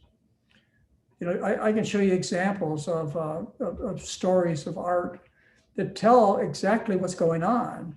Rich people who eat a rich diet, the kings and queens, the aristocrats, the priests, the priestess, they're sick just like Americans.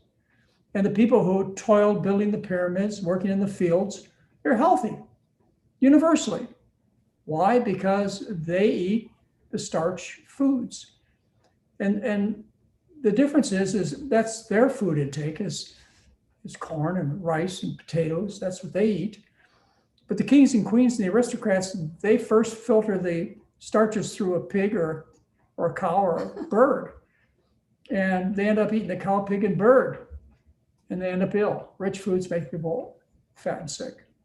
Always have, always will. You don't have to go any further than that. It's as plain as the nose on your face, so they say.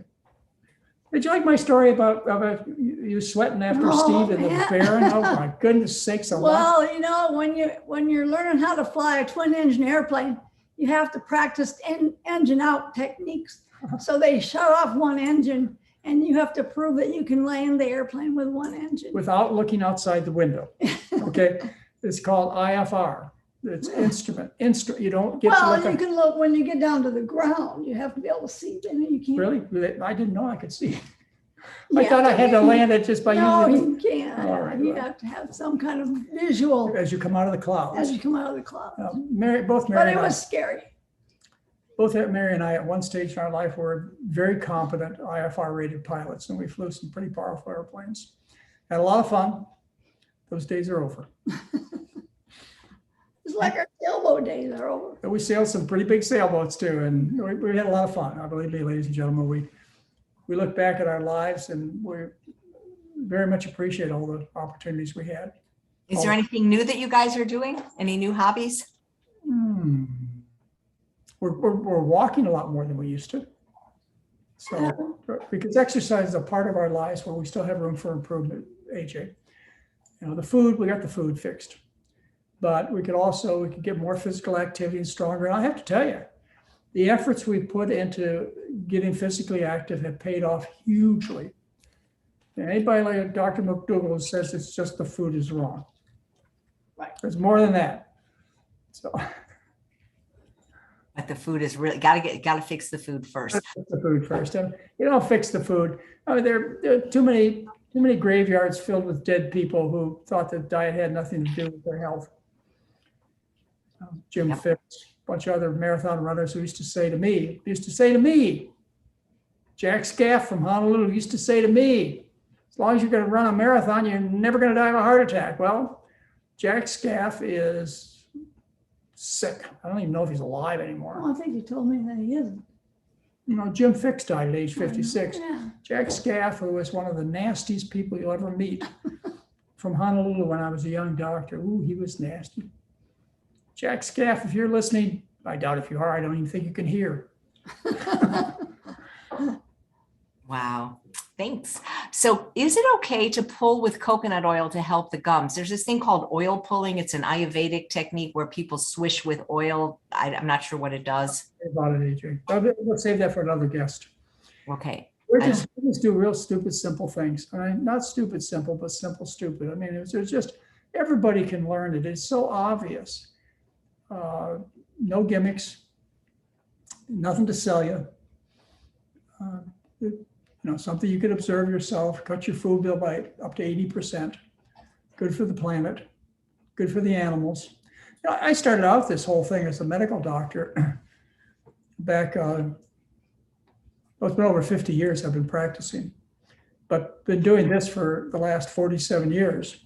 And I started out only concerned about my patients. I was ambivalent to the welfare of animals. I didn't understand. I was unconscious about the effect that I was having on the planet because I didn't understand. And now I have to say that my focus of attention has changed. Not that I'm still not concerned about my patients. I'm still a practicing doctor.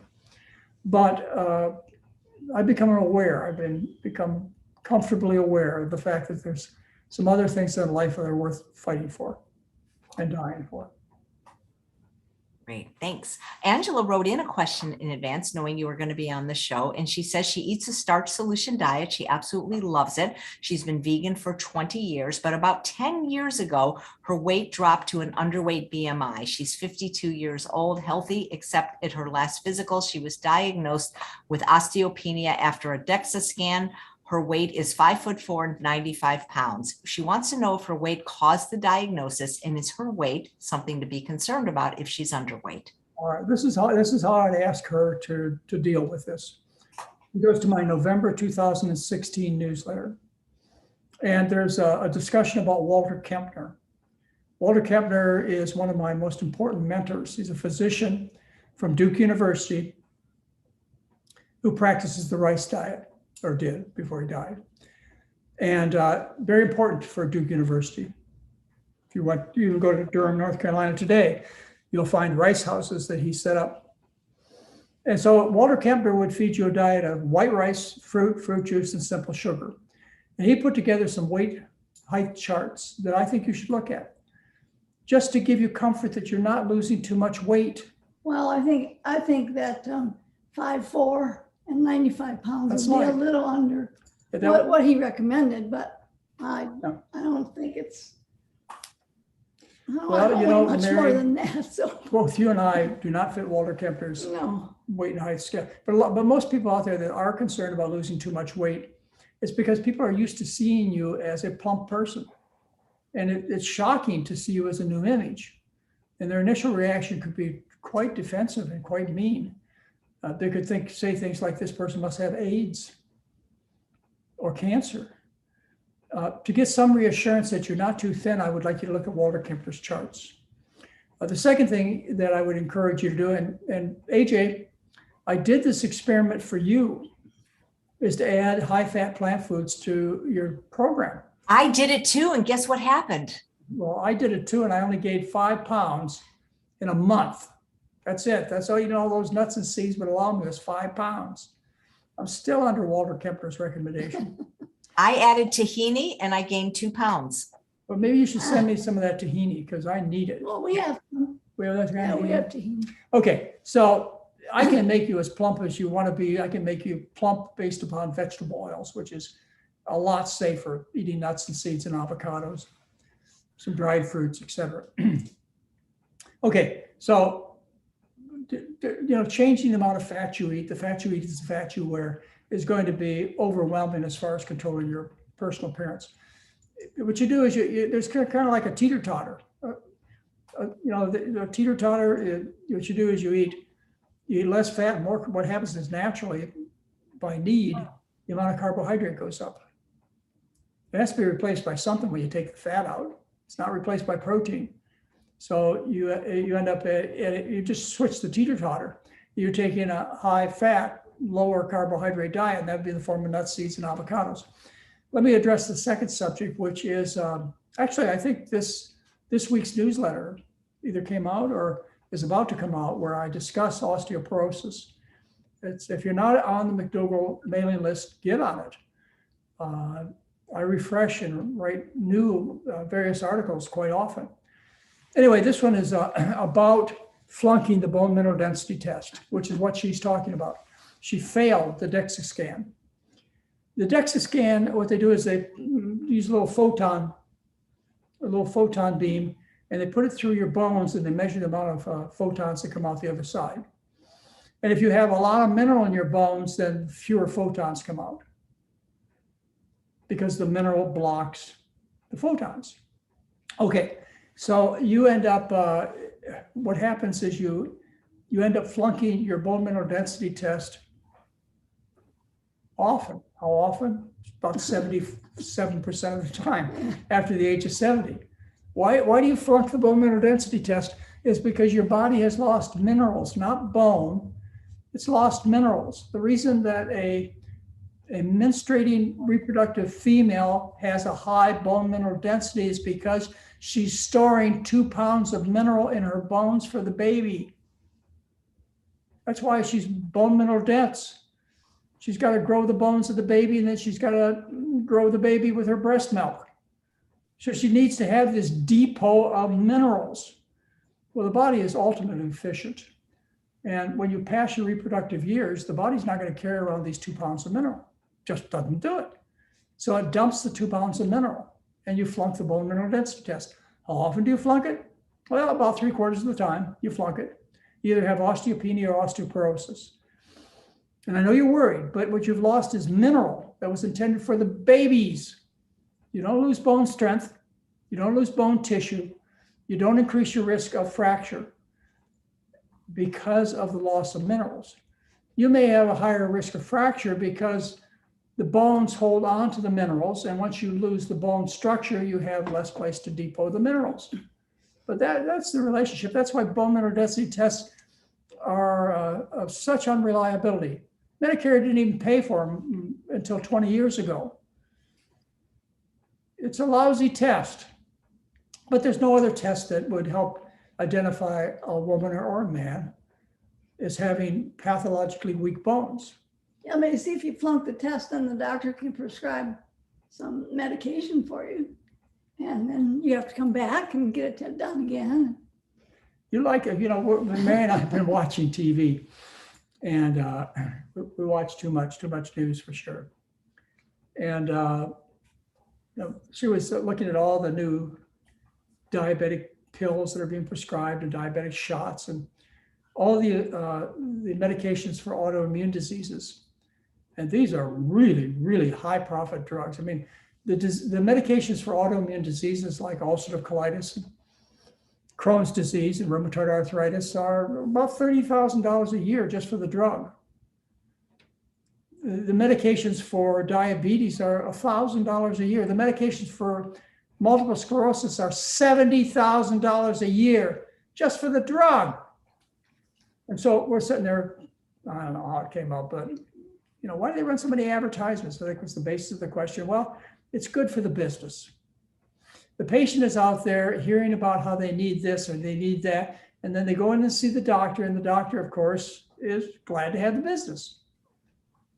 Whereas what they ought to be advertising is that these diseases are curable. Your autoimmune diseases are, did a lecture a month ago. I did a whole lecture for you. Your diabetes is best treated with a little insulin at most. These high-tech drugs are dangerous, but they're highly profitable. So yeah, it fosters the entire business, all the way from the hospitals to the pharmacies to the manufacturers. This is just business, ladies and gentlemen. If you'd like to get out of the business safely, you need to get healthy. And the reason you're not healthy is because of the food. Really, it's the food. Did you ever hear about it being the food? It's the food. Yeah, it's really the food. But you know what? Selling you potatoes is not going to generate big business, and very few people are going to support CNN News trying to sell potatoes. No, every once in a while, though, you see an ad for Idaho potatoes, but rarely. Okay. I have seen them. Have you seen them? Yeah. Probably on some other low-profit channel.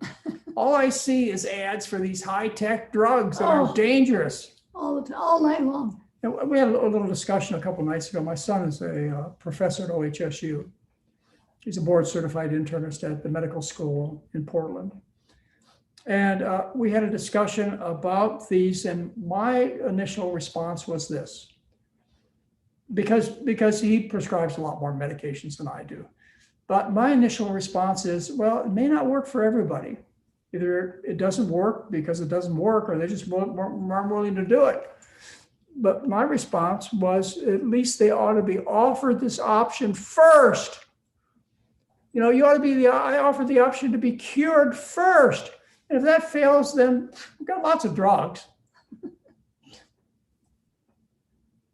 But don't you think it's right, it's fair that the medical business ought to be telling you first, if you want to cure your rheumatoid arthritis, you fix the food. You want to cure your heart disease, you fix the food. You want to cure your diabetes, you fix the food. You want to stop being constipated, you fix the food. And then, hey, go to the pharmacy when nothing else works. I think so. I think that's the right way medicine should be practiced. And not that it always works. I think I had to agree with my son. It doesn't always work out. But you ought to be given a chance. I do believe you ought to be given a chance. And you ought to be given a real chance. As I mentioned to you, everything's free on the website. And it really is. There are no gimmicks. But let us help you. We have a program that is high power, high tech, low tech, high power, low. It is evolved. We couldn't do it unless we had such communication up here, where we feel an interpersonal connection greater than we had when you came to our resort in Santa Rosa, California, through a computer screen. And I don't think that should be hard for you to believe. The intimacy is there. The support is huge. We have 3 support specialists who spend the day with you, not just during the 12 days. I mean, they're for you as needed all day long. But after you leave the 12-day program, a big success. You've lost weight, you've gotten off most of your drugs, you really understand what to do. We offer continued support. Our support specialists are with you every week. I believe it's for the next 3 months, and then every year or every month after that for a year.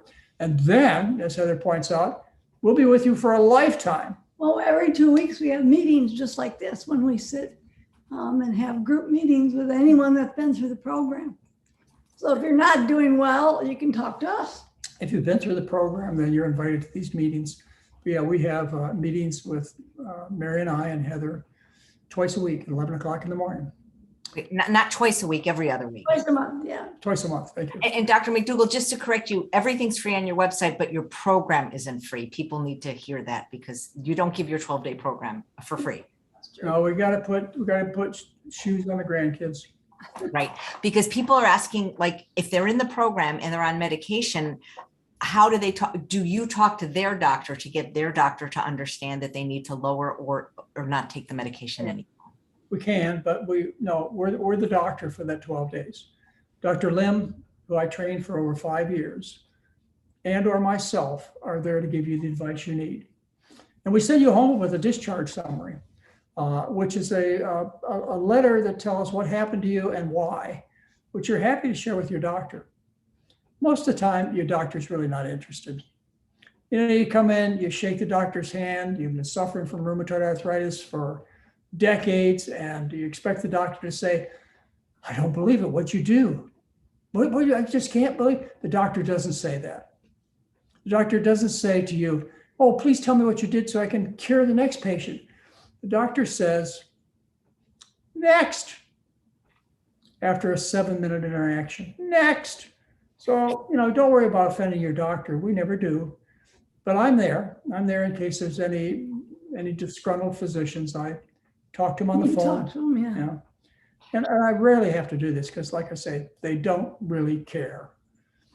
And if you get well and get out of the business, it's no big deal. We got another 10 people standing outside the door who have figured out that they don't have to be sick.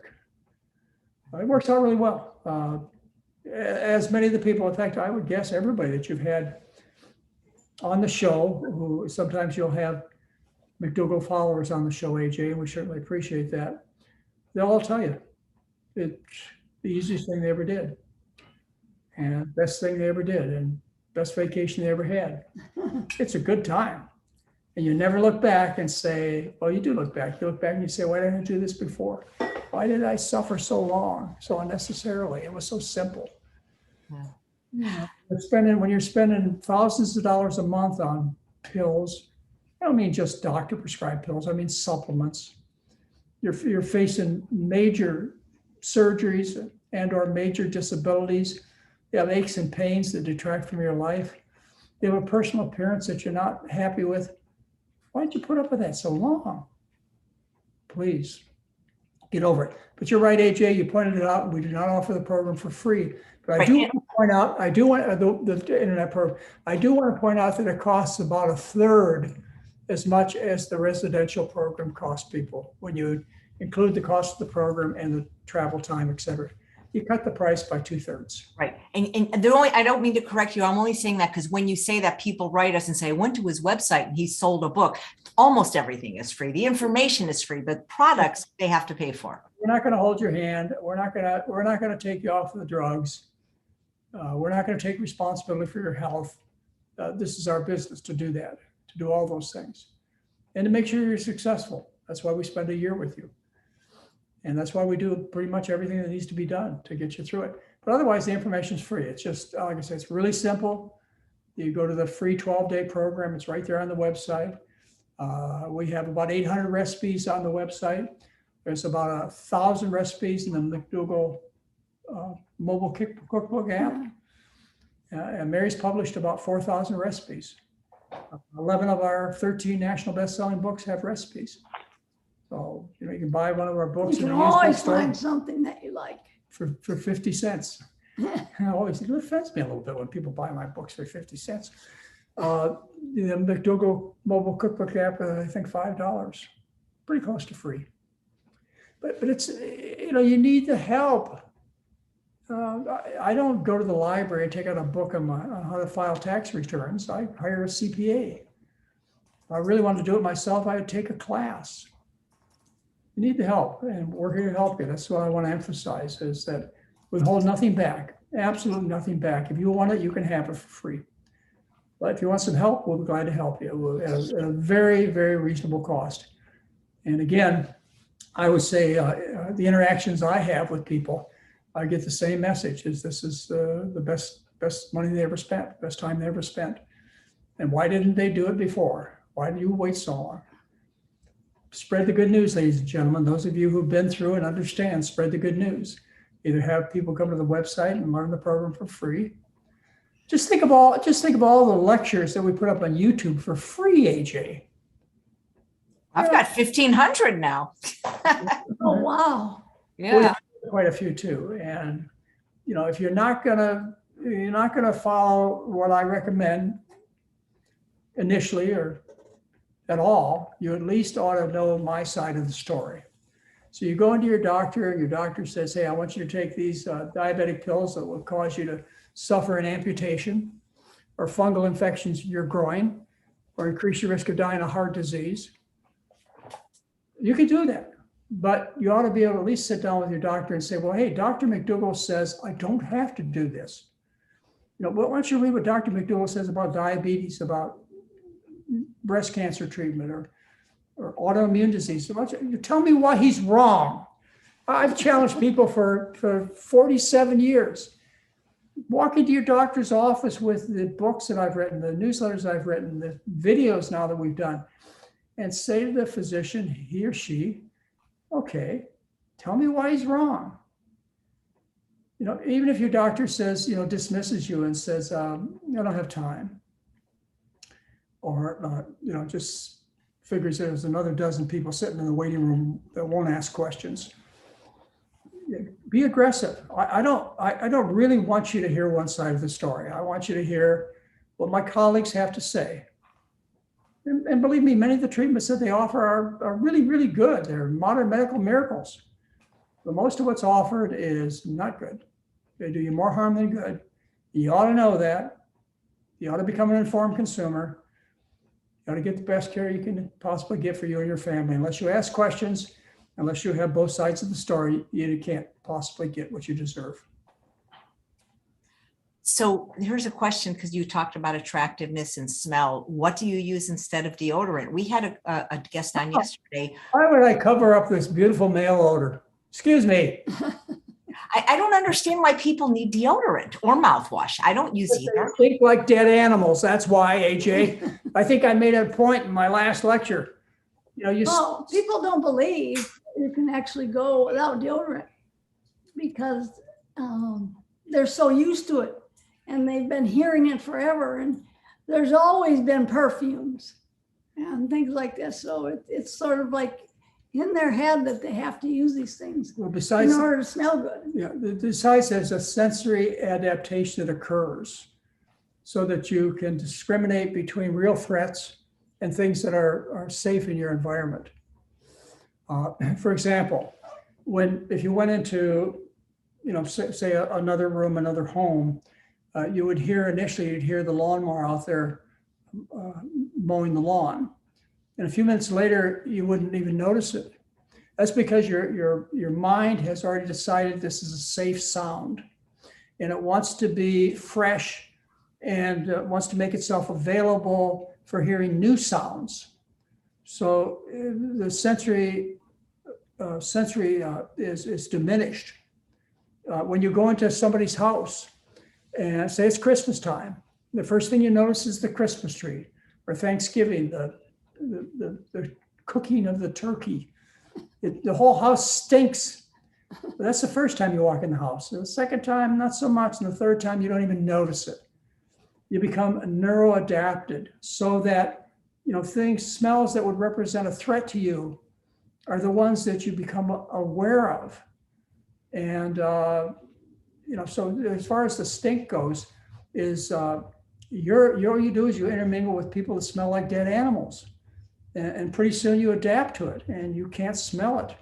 One of my first experiences when I was a sugar plantation doctor on the Big Island of Hawaii, we had a lot of hippies and they were all vegan vegetarians. They never washed. And they come into my office and, I have to get real close to them because that's what a doctor does, gets real close to people. And they smelled, but they didn't smell foul, just strong. Now, somebody eats garlic or onions, they have an odor to them, but it's not a repulsive odor. Like when you eat dead animals or you eat a diet that produces trimethylamine. are hydrogen sulfur compounds. It's just a matter of adaptation. So if you intermingle with people who all stink bad, you don't even smell after a while. You can't cover that kind of stink up. There's a level of recognition that is so basic because it's so important that you choose the right people. The body, the mind is not fooled by deodorants. You still stink like you're sick. I don't want to be around sick people. I think that was the lecture I gave tonight. I think you might have. All right. Well, Lisa's saying, but you can go without deodorant even if you're a runner. I mean, you're supposed to sweat. I don't know why people think they need to cover up their smell. Well, it's something that industry has taught us to do, and that we need to do it. But they fooled us. Like I say, if you're covering up with perfumes and deodorants and mouthwashes and vaginal whatever they are, Yeah, they even have scents for down there now. Yep. We've seen an ad on TV, and then this woman talks about this. We know what she's talking about. Something for your privates. Yeah, she's talking about the stinky parts. Oh my God. You expect to have close relationships when your intimate parts stink? Don't think so. But again, you can't cover that up. It's just a superficial disguise. The anointment of the body with these perfumes is superficial. Still, the underlying message is, this is a sick person. Don't intermingle with them. You're not going to have a successful business. You have less likelihood of having a good offspring. Don't do it. Body's smart. Well, speaking of down there, we have a question from Sherry, who for menopause is on estradiol and testosterone and wants to know if this way of eating can get her off HRT. Well, you take HRT for a variety of reasons, and I prescribe it, by the way. And the book, the McDougall Program for Women, chapter 13 is on hormone replacement therapy, and it tells you how I do it. And women who eat the Western diet, they go through a precipitous drop in their hormones when they go through menopause. So they get sick. They have hot flashes. They have a poor sense of well-being. I mean, it is a pretty traumatic event, which, by the way, does not occur in people who eat a healthy diet. I have 2 Asian, Japanese, half Japanese, Japanese-speaking daughter-in-laws. And they have confirmed for me the fact that there's no word for hot flash in the Japanese language. I think there is now. Yeah, probably. Japanese are pretty much Americanized, but there wasn't. So, if you're uncomfortable, if you have hot flashes, I prescribe hormone replacement therapy. The other reason I prescribe, I prescribe HRT as the last treatment for bone loss, because estrogen always builds bone. Again, I'm not going to throw the baby out with the wash water. I'm a real doctor, so I'm going to give you every advantage I have. So the third reason I prescribe HRT or estrogens is that if you would like to fool Mother Nature, Mother Nature says there's no reason to have sex after you can't have babies anymore. There's some of us who would like to fool Mother Nature. And the vaginal tissues, they become very thin. The number of cells in the vagina drops from 7 cell thickness to 1 cell thickness when you go through menopause, because again, no reason to have sex, you can't have babies. So those of you who would like to fool Mother Nature, you'd like to continue a sexual relationship with your partner, and the vaginal tissues don't have the strength that they should have, you should do estrogens. Prescribed topically as estrogen creams, like Well, they're made by a compounding pharmacy, so they're specially made. They're not permanent. I don't prescribe permanent because permanent is pregnant mare's urine. It's abuse of horses. So I don't prescribe that. It's a compound of estradiol, which is synthetic, and you apply that maybe once a day to start out with to thicken the vagina. And it takes about a week before things get really, really good enough to be vigorous. And then you may have to end up, to keep it the way it is, you may have to end up using it once a week or twice a week, or maybe just before you have sexual relations, if you can plan things. If you'll start using the vaginal creams, say 3, 4, 5, 6 days before your planned date, that's all you need to do. And but I want to talk to you about the testosterone for a minute. Especially the husbands, they all want their wives to go on testosterone because they think they're going to turn them into these raving, whatever. It never happens, ladies and gentlemen. It just doesn't happen. I just said, at least I haven't been told. But what does happen is this. You start using testosterone, and guess what? You stink like a man. You smell like a man. And maybe you want to smell like a man, but maybe you don't. That's what testosterone does, is it makes you smell like a male. Remember I told you that your nose can distinguish between a woman and a man. It can tell your gender. Estrogen smells a certain way. Testosterone smells a certain way. You be careful about using these testosterones. They're associated with all kinds of problems, particularly increased risk of heart disease and a lot of troubles. They should be something you start with open eyes and make sure that you're getting more good than harm when you use them. Anyway, if you read chapter 13 of the book that we offer free. Now, again, when I say free, you're going to come back and talk to AJ and you're going to say, I didn't see where it was free. Well, you go to the store and you put in the McDougall Program for Women, and when you go to checkout, you have a zero balance. And you can download the PDF of the book. Same thing with McDougall's Medicine, A Challenging Second Opinion. Same thing with the McDougall Program for Heart Disease. I think I put that one up for free. Well, it looks like you're going to pay for it. It looks like it, yeah. But when you get to the checkout, it says free. It says the amount of the book comes off your checkout. Yeah. And so you have a zero balance. That's how you get it for free. But anyways, it really is for free. I've provided these books. We own 6 of our 13 national best-selling books. And we have given 3 away. We'll be giving 3 more away. So keep listening to Chef AJ's show, and you can get the next 3 that are coming out for free as soon as we put them up available for you. I want to give you this. I want you to have this information. Does you no good, does me no good for you not to be in possession of this valuable information. Great, thank you. And Peggy says, erectile dysfunction, can it be reversed on this way of eating, and how long does it take? Well, I wish I had the answer to that. I think so. You'd have to ask somebody older than me who has the problem. Or somebody younger than you now that has the problem. I suppose there are a lot of men who have a problem in their 40s and 50s, et cetera. I would assume, just like with angina, circulation improves immediately. Just like relief of tinnitus in the ears and improvement in hearing. These things reverse quite quickly. What happens? Initially, you improve the circulation, just like I showed you in the video strip. When you eat a high-fat diet, that means vegetable fat, like corn oil or safflower oil or health food, whatever, oil. Or you eat animal fat, the blood sludges, you drop the oxygen content in the blood by 20% immediately.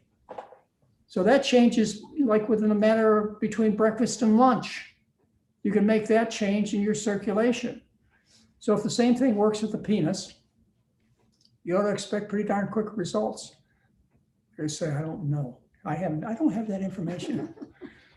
Ask me when I get older. Nice, great. Differently, then we could ask you too. We can't though.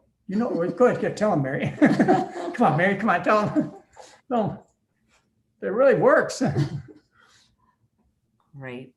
So I'm pretty sure you're comfortable sharing this, Mary, because I'm sure you're not on any medication, but they're asking if Mary's on any hormone replacement.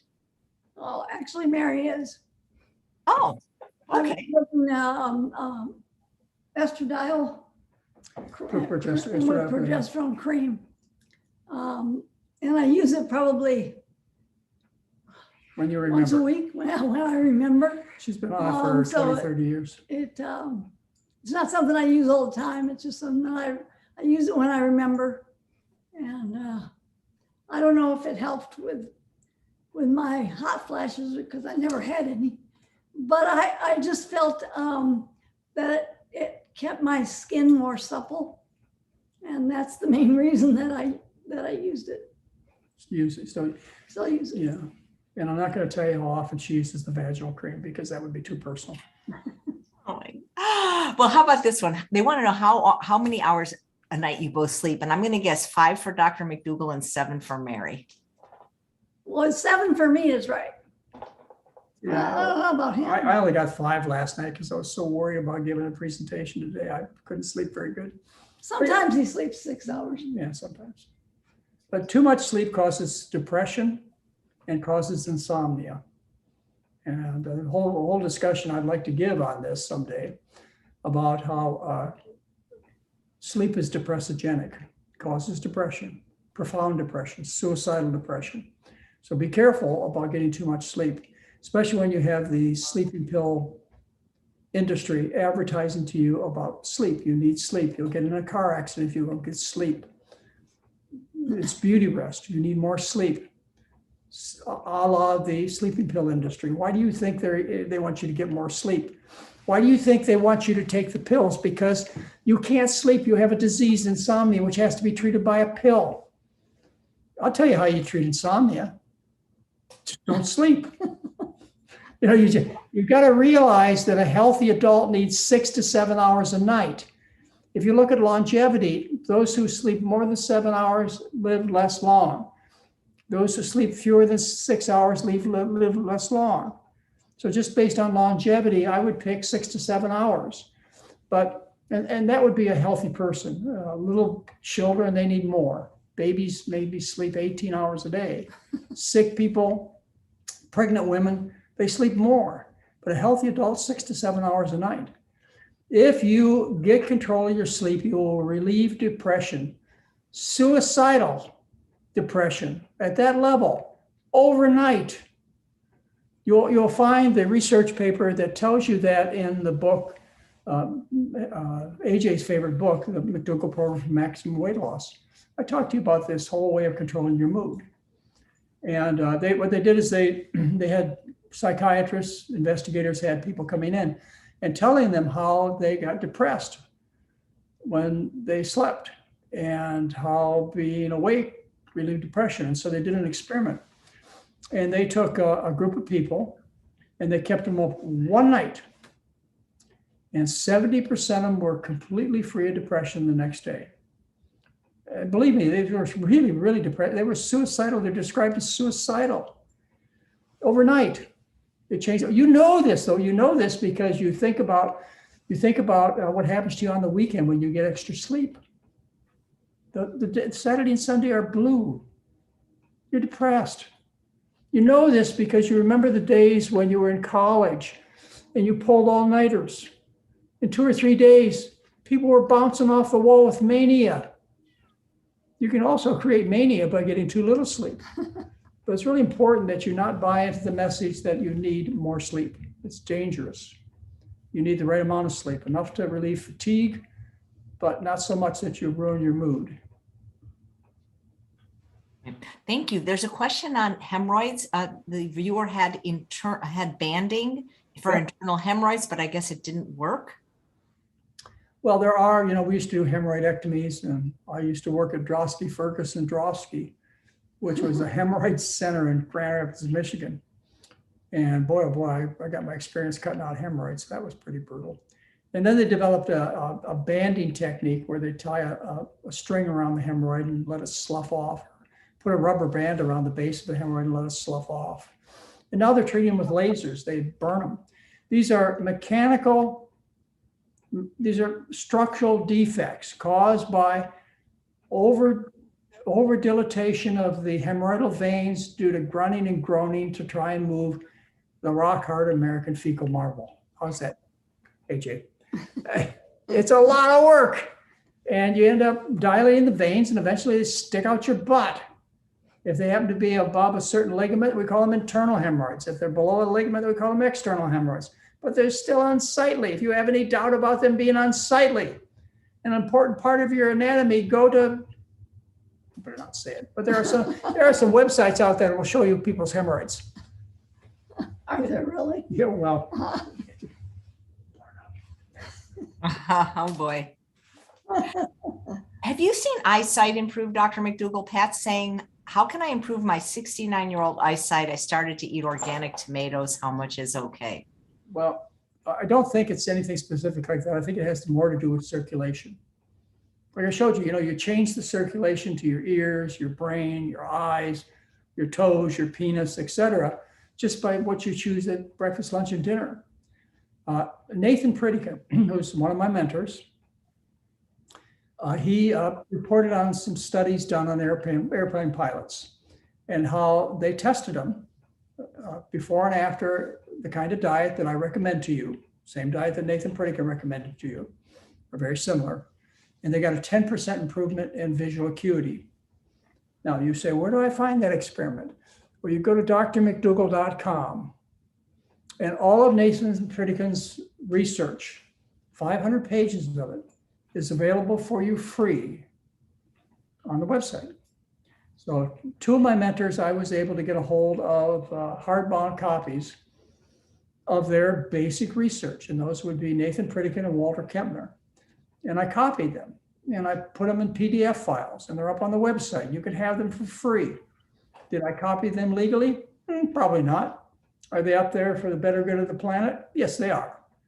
Do I have any fear of being violated any laws or hurting anybody's feelings? Not a bit. These should be public documents available to the public. They're there. They're on the website, drmcdougall.com, the work of Walter Kempner and Nathan Pritikin. And until any of my detractors want to discuss with me their new and greatest and wonderful point of view, they must understand the work of Walter Kempner and Nathan Pritikin, or we're not even going to get on stage together because you don't even qualify. Got it. Here's a fun question for Mary. Mary, what was the last recipe you created, and are you going to create any more? Oh, well, probably the last recipe I created, because I'm cooking a lot simpler these days, is my own version of fried rice. Oh, Where that's so good. we're probably going to have that tonight, which is I take a bag of frozen mixed vegetable stir fries, and I put them in a saute pan and just cook them on low until they're not frozen anymore. And I do a baked tofu, which I marinate, and then I put it in the oven. John chops it up for me. See, he does work in the kitchen these days. And I bake, I saute or I marinate it in this sauce, and then I bake it in the oven for about half an hour. And then I take frozen brown rice, just plain brown rice, and mix it with the tofu, and then add the vegetables to this and just stir it all up. And so it's not really even a recipe. It's just major mixing things together. It's about 5 minutes of kitchen time. Yeah, that was one of our favorites. And I tell you, we have that probably 2 or 3 times a week, and I can have it 7 days a week. It's really, really, really good. And you can spice it in all kinds of ways, but we eat very simple. We eat the same thing for breakfast every day, which is oatmeal and fruit. We eat the same thing for dinner and usually have leftovers for lunch. We eat sweet potatoes and broccoli. Thank you for the sweet potatoes, AJ. We eat sweet potatoes and broccoli and a peanut sauce. You shouldn't eat peanut sauce if you want to lose weight, because the fat you eat is the fat you wear, and peanuts are no more attractive around your waist and buttocks and thighs than are any other kind of fat. So we don't have that problem. So we have a little bit of a peanut sauce, a healthy peanut sauce, just made of basically peanuts and peanuts. And there's even a low-fat peanut sauce that you make. You can make it low fat by using the peanut powder that's had the fat removed. You know how, Mary, do you know how I make my peanut sauce low fat? Is I use chestnuts instead. Oh yeah, you told me that. And it tastes just like peanut sauce, but very, very low fat. That's good. That would be good. I'd like to try that. We don't need to be low fat. Oh, that's right. We don't need to be. Be absolutely clear. I eat 1,200 calories of nuts a day. and plus about another 500 calories in my oatmeal. So probably 2,000 calories a day, 1,700, 2,000 calories extra as a challenge. I just kind of finished the experiment for a month, and I was only able to gain 5 pounds. So those of you who are having trouble losing weight, give up the nuts and seeds and avocados. I'll have to start making you more tahini sauce. I would like that. The other meals that we really like are mashed potatoes and peas and corn and this golden gravy that should win a gourmet cooking show. That has tahini in it. I thought you made a low fat variety. Well, there is a low fat variety, yes. But you feed me the low fat. I put tahini in mine. Okay. I hope you understand what we're saying. Is that nuts and seeds and avocados are not unhealthy. They're just high fat. They're 90% fat. And they're very concentrated in calories. And you should be eating them on occasion. Nuts come in the late summer and fall. They're preserved by shells, which happen to be very hard and difficult to get into.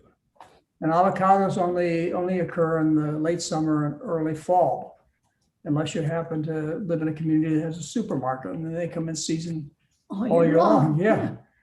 Now, these are treats. These are foods that nature designed for us in preparation for a long, cold winter. It's to stock up an extra 20, 30 pounds of fat as a survival advantage. And that's all you're supposed to accumulate in the fall and early winter. And then it causes you to live through the winter and the early spring until new food is available. And that's what their intention is. But if you want to prepare for winter all year long, you're going to end up accumulating too much plant fat, and you're going to wear that fat. You really are. Yep. Been there, done that. No, thank you. Yeah. Mary, everybody's asking what your marinade is. It's soy sauce, rice vinegar, and agave. Sounds good. So in other words, sugar and salt. Yeah. So it's a little more soy sauce, and then a couple of tablespoons of rice vinegar, and a couple of squirts. I have agave in a bottle, and a couple of squirts of agave. And I just pour it on top of chopped tofu chunks and marinate it in a baking dish, and just flip them around a little bit, and then put them in the oven at 350 for about half an hour. Flip them over a couple of times while they're baking. And the marinade just soaks into the tofu. Have you ever air fried your tofu, Mary? No, I haven't tried that. I'm told it's really good. Oh, okay. Yeah, I'm allergic to soy, but I mean, I bet it's delicious in the air fryer. You have an air fryer, right? You have an air It's up fryer. on the shelf there. Yeah. It's been there for about 8 I months. can see it from right here. You guys don't eat a lot of dessert, do you? No. No.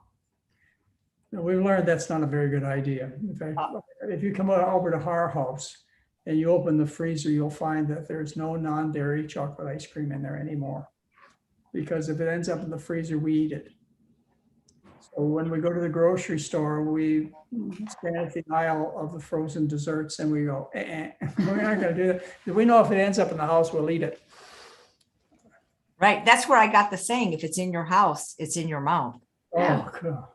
Yeah. It's too much permission, AJ. And Yeah. any human being, we call it addiction to food, knows that. It's like, you just don't keep it around. You know where your limits are, and you just don't do it.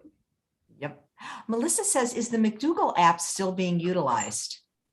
You mean the mobile cookbook app? I'm guessing that's what she means. Yeah, all the time. I use it all the time. I find recipes on there because I can't remember how I used to make things or what my old favorites used to be. So I use it. And the nice thing about it is you can actually make a shopping list. It will make you your own shopping list and tell you what you need to buy based on the recipes you choose. Right. Joe says, do you ever make potato tacos, Mary? No, I haven't. I did at one time, but these days our favorites are tofu tacos, and probably, again, it's because we can have a little more high fat foods. Now, what I should probably clarify for you is, Mary and I are in really good health. And what we consider food poisons that we're not going to cross the line are oil, pure oil, not oil mixed up in nuts and seeds and avocados, and animals. We're not eating any pig's feet or cow's tails or pig's ears or frog's legs, and we're not going to eat that stuff. Fish eggs, we don't eat that stuff. We don't eat any of that. That makes it real simple, and we don't eat any free oils, which would be like olive oil or corn oil. We don't eat that stuff. Those are the major food poisons. Now, I know a lot of I would assume some of your speakers that come on consider salt and sugar food poisons. There's only one. But it's not that what they have to say doesn't have some value. It's just that the main issue is we need to get you to eat the food.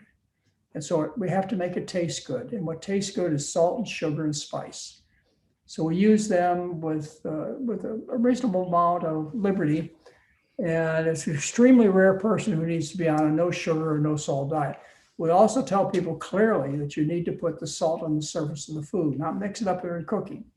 You want to have maximum taste with minimum ingredient. And most of you'll do fine. I think for most of you, the problem is eating the food.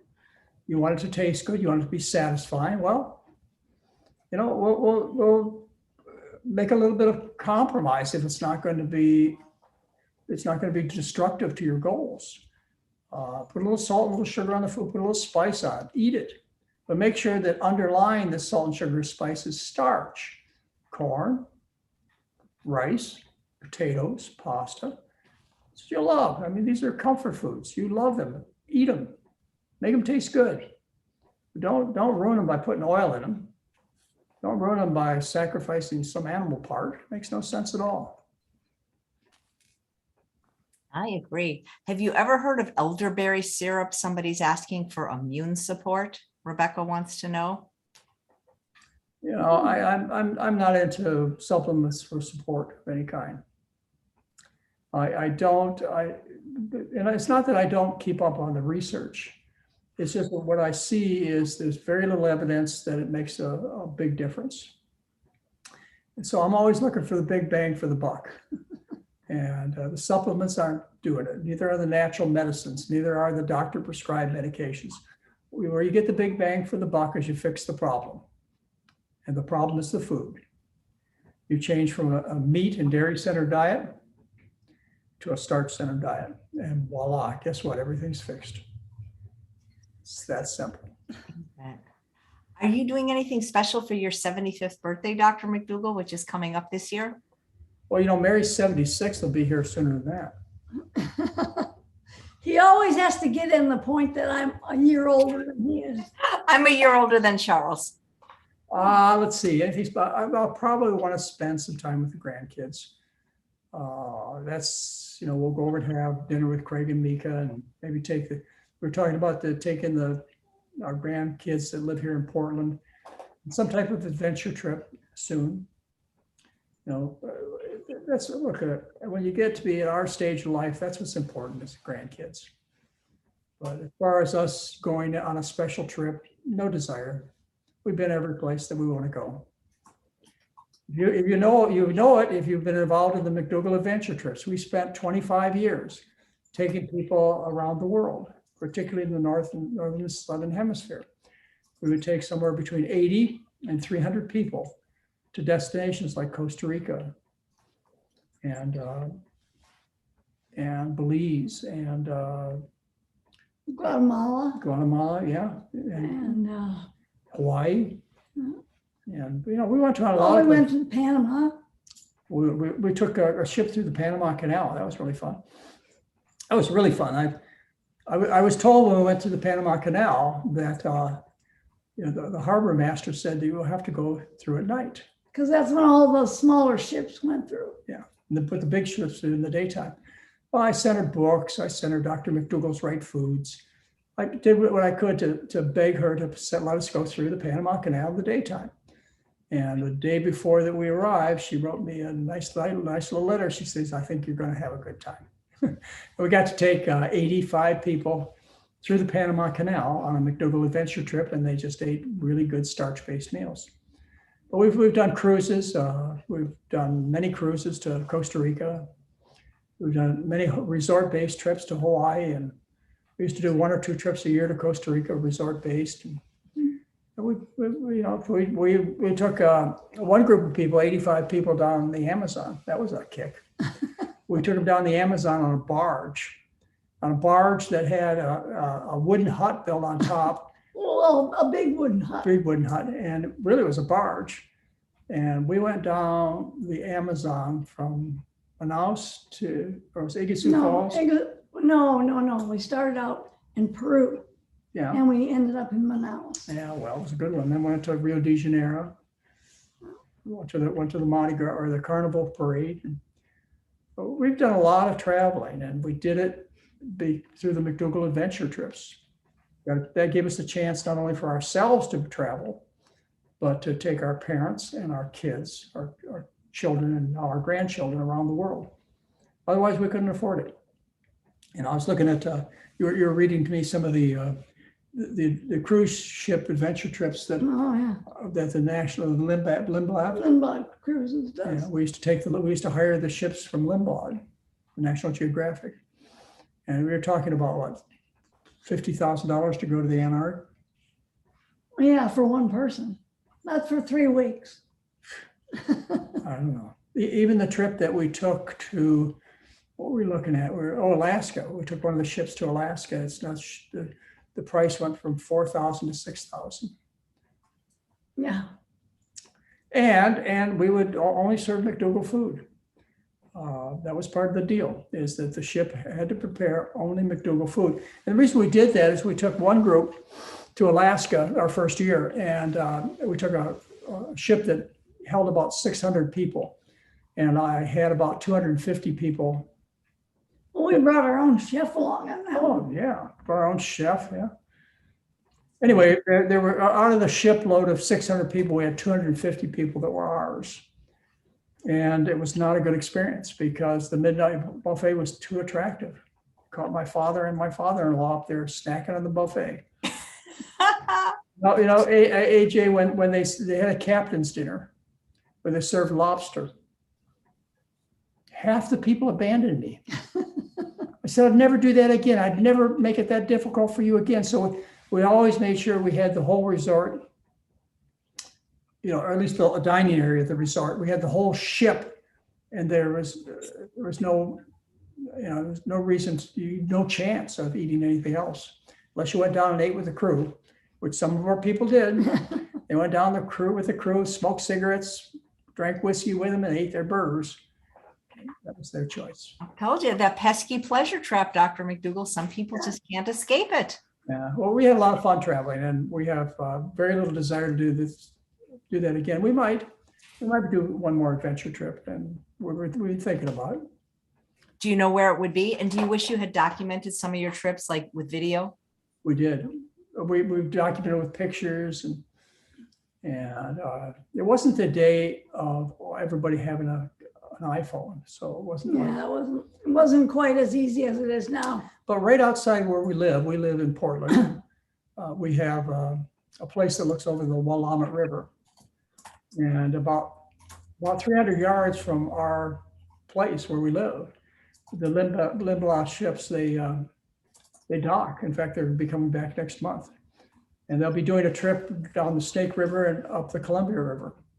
And we thought about hiring the ship to do one of those trips, but I don't plan on it. Don't save your money for it, because there's very little chance we'll do it. But we think about it because we had so much fun with people. Every single trip was fun, and what made the trips fun was the people we attracted. They're always the nicest people, or at least we brought out the nicest in these people. And so we got together with a lot of friends, had a good fun time together. And that's what I miss most. We've been on cruise ships where, just Mary and I took a cabin, and we'd be lucky if we met another couple that we had a conversation with. Well, we didn't do that for the trip, though. We did that because we took our grandsons along. Oh, we also went to the the tip of South America. Oh, yeah, that's right. I took a Ushuaia. Wow. Dr. McDougall, you used to do the advanced study weekends, and I'm wondering, are there any speakers that you wish you could have booked, but for whatever reason weren't able to get? C. Everett Koop. Is he still alive? No. Oh, then you're not going to get him. I was pretty fortunate in the fact that I was able to get a lot of very, very talented people, and I made friends with many of these people, like Peter Gertzke, the head of the Cochrane collaboration, came out, and from Copenhagen, he flew out to tell people that mammographies were dangerous, a waste of time. And I wanted him to do that. I paid a lot of money to have him come and tell my audience that. The head of the Cochrane collaboration, the most respected organization in the world in terms of unbiased medical information. He came to one of our advanced study weekends. We had Henry Heimlich. Henry Heimlich came to give a lecture at our program. Henry Heimlich, by the way, you should know about him. He's one of my mentors, and he was one of the two people who I couldn't wait to hear the next word out of their lips. So it was Henry Heimlich who told me, he said, John, he says, they're never going to give you a platform. You must run around them. See, I was still trying to be a nice guy back then. I figured out they're never going to give me a platform. I better just run around them. And so I've been running around them for 30 years. And he said something else that I'm not sure I understand yet. And don't think I necessarily agree with. He said, if people around you understand you, you're not being creative enough. Well, I've always tried to make the complex subjects simple so everybody could understand them. But that was another thing he said to me. And Henry Heimlich, who saved more lives than anybody who walked this earth with the Heimlich chest tube and the Heimlich maneuver, when he got sick, he came to my clinic. What an honor. Came to my clinic at St. Louis Hospital to get well. And he lived another 30 years with diabetes, really sick, got well. The man who saved the most lives of any person who ever walked this earth. What an honor, huh? So yeah, we've had a few people come out. I'd have to, Dean Ornish used to be a frequent guest, Neil Bernard, Michael Greger, he would come out every program. He never missed a program. We had a whole group of people, T. Colin Campbell. Oh, we've actually talked about doing another one again in live with a live audience. Part of the problem is finding people who are new and creative and have something to offer. And I know they're out there, and I know you've interviewed them, AJ. So maybe we'll get together and collaborate and find some people that'd be worth flying to Portland, Oregon. That's where we'd have it. Worth flying out here to spend a weekend with us. And I know most of you'd come because you just wanted to see fellow McDougallers, and that's fine. But we still need some good guest speakers. And we've been thinking about it. And who knows? Especially as time goes on, we seem to get healthier and healthier all the time. And you know why? Because we take better care of ourselves. I know that's hard to believe, but there is some room for improvement, but we're pretty close. We decided they want to stick around for a while, especially, how the saying goes. If I'd known I was going to live so long, I would have taken better care of myself. Well, here we are in our mid-70s, and it's about time to take really good care of ourselves so we can live a little longer and enjoy life a little bit. We do. It's good. Well, as far as getting together with you guys for an adventure trip or a weekend, we think about it, we dream about it, and we may do it. As far as an adventure trip, probably not likely. As far as setting up another residential program as opposed to the telemedicine program, ain't going to happen. Our staff wouldn't do it. No. Because it's so much more effective to do the telemedicine program than the resort-based program. They get so much better results, and people are much happier because they learn how to prepare the meals in their own home. We take care of all the difficulties in their own home. The problems they're having to get along with the kids and the spouses, et cetera. We take care of right there during the 12 days, and they make all the adjustment. Far better compliance than we ever got in the resort-based program is the internet-based program. And as I mentioned, it's about 2/3 less in cost than we used to charge you to come out to either the hospital at St. Louis. And St. Louis used to be $6,000 for 12 days. And I think the Santa Rosa resort-based program was about, we got up to around $6,000, yeah, I think so. before we quit it. Before COVID made us quit it. COVID, you know, everybody thinks there was nothing good that came out of COVID. Well, Chef AJ's internet opportunities came out of COVID, and our telemedicine program came out of COVID. And I don't think you'll find us ever going back to a resort-based program. Yeah. To do a weekend or maybe an adventure trip, you never know. Yeah, that would be amazing. Have one on your birthdays. That would be so cool. You know, Dr. McDougall, you've always said you'd rather be hated than ignored. So there is a comment, and I'm just wondering if I should mention it. But somebody's mad at you because they listened to you about not getting mammograms, and they didn't get them for 10 years, and now they have breast cancer, and it's metastasized into a lymph node and the liver, and they're mad at you. Not my fault. Not my fault. You know, you should read Peter Gertzke's book, Truth, Lies, and Controversies of Mammograms. That's the title. Biography, Truth, Lies, and Controversies. You can buy it on Amazon. Peter Gertzke, remember, he's the head of the Cochrane Collaboration. The Cochrane Collaboration in 2012 put out brochures in 13 different languages that told women to stop getting mammograms. So, you know, this is, the science is that this is a blunt, crude technique that does more harm than good. And, you know, I'm sorry about your misfortune, and may make you feel better knowing that it takes on average 14 to 17 years after the beginning of the cancer for you to be able to detect it by mammogram. It's been growing for 14 to 17 years. So even if you listened to me 10 years ago, the tumor had already been growing 4 to 7 years by the time we met. And I ain't that important, but you can be as mad as you want. So what are you going to do about it now? I mean, now's the time to change your diet. I believe you'll live longer. I recommend against colonoscopy. Well, you know, in Canada, as of 2019, the Canadian Task Force on Preventive Medicine told the Canadian citizens to stop getting colonoscopies. Okay, Europe has never had a program. None of the countries in Europe have had a program that recommended colonoscopies.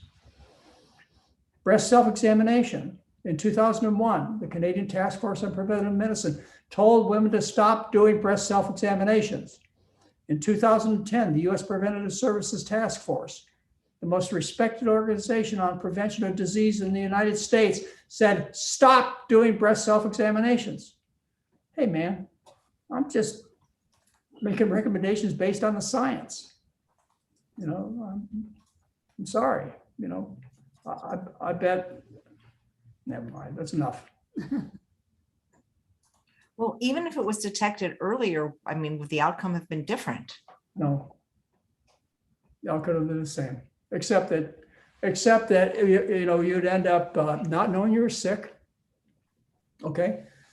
When you early diagnosis, it means more time that you know you're ill and more time to buy treatments. That's what it means.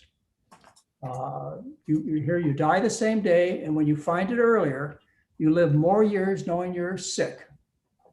You live more years being subjected to the sales of the various medical drugs and devices. That's all. You still die the same day. Early detection is a misnomer. It's late detection. Go listen to the lecture I did on breast cancer for Chef AJ. It'll understand. Anyway, now's the time, if you have metastatic breast cancer, to get serious about the diet. Ruth Heydrich did. You know Ruth Heydrich, AJ? Yeah, she was on your birthday show last year. She's like in her 80s now, running marathons, and she listened to you. And she was one of my first breast cancer patients. Was back in probably the late 70s. She was part of my breast cancer diet study, which I didn't publish. I published the first study on the dietary treatment of breast cancer. You'll find that on my website. You'll find it was published in the journal Breast, Diseases of the Breast. Ruth came to me back, I think it was 1978. She says, I got good news and bad news. The good news is I got rid of a bad husband after 12 years. The bad news is I've got metastatic breast cancer through my bones and my lungs. What should I do? Well, I said, hey, Ruth, I've been reading a lot about the effect of diet on the prevention of breast cancer. That's all they really talked about much. So you're welcome to sit in my office. And so she sat there for 3 days and she read everything I had. And like you say, she's alive and well.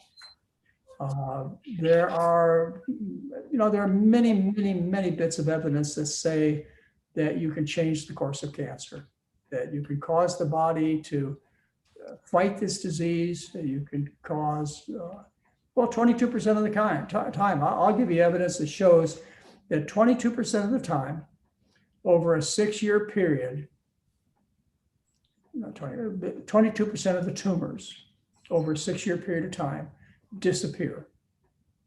Cancers, they disappear over a 6-year period of time. We're not talking about diet. We're just talking about the body fighting and winning the battle. 22% of the tumors so detected by mammograms disappear. That's current published literature by some of the best investigators in the world. The body's tough. It fights. It never stops fighting. You think that your body's given up on you. It hasn't. The goal is to let your body do its best job possible at recovery. And if you keep damaging it with a fork and spoon, you're not going to recover. We've known for a long time that people who get lung cancer, those fools that continue to smoke, have 4 times the risk of dying of lung cancer than those who are wise enough to quit smoking. You see, it's called throwing gasoline on a fire. If you're going to change the course of a disease, you must stop what's causing the disease so the body can heal. That's all. And is it ever too late? Yeah, it's too late sometimes. Sometimes the damage is so severe that you can't recover. But like I told my good friend Kevin Lowe back when I was in Honolulu, Kevin Lowe was an oncologist, very famous oncologist. I bet he's still there. But he's still as egotistical and arrogant as he was back then, 40 years ago. So Kevin Lowe had a patient with lung cancer, and the patient came to see me, and I told him, you ought to change your diet. I said, seems like a wise thing to do for these reasons. And Kevin called me up and he says, what are you doing treating my patient with lung cancer with a diet? Probably used a lot more adjectives than that. And I said to Kevin, at least he won't die constipated. Think about it. No matter what's wrong with you, you need to be in the best health possible. And by the way, this guy lived 2 years longer than he predicted. It's so hard for people that have doctors that aren't you, you're perceived as I don't know what the word, like a difficult patient, because every time I go in, which is rarely, I always say no to the colonoscopy, to the mammogram. And they're like, why? And I'm like, why would I get them? What am I going to change if I have a positive diagnosis? I'm not going to do anything. I mean, if I had cancer, which I don't think I will, I would just go to True North and fast, but I'm not going to do anything. I'm not going to have operations. I'm not going to have chemotherapy. So why should I go get these tests? Well, what it turns out, and again, I gave this lecture on cancer just a few months ago for you, AJ. What it turns out when you have benefits from early detection, various types of screening, mammography, colonoscopy, et cetera, what you turn out doing is reduce the risk of dying of that specific disease. You never reduce your risk of overall dying. In other words, you may find some tumors early enough so that the person doesn't die of colon cancer, for example. But in the process of investigating the patient, the tests, the treatments that follow, you end up killing the patient with the tests and treatments so that the overall mortality is the same. You just changed what you die from, not the date you die.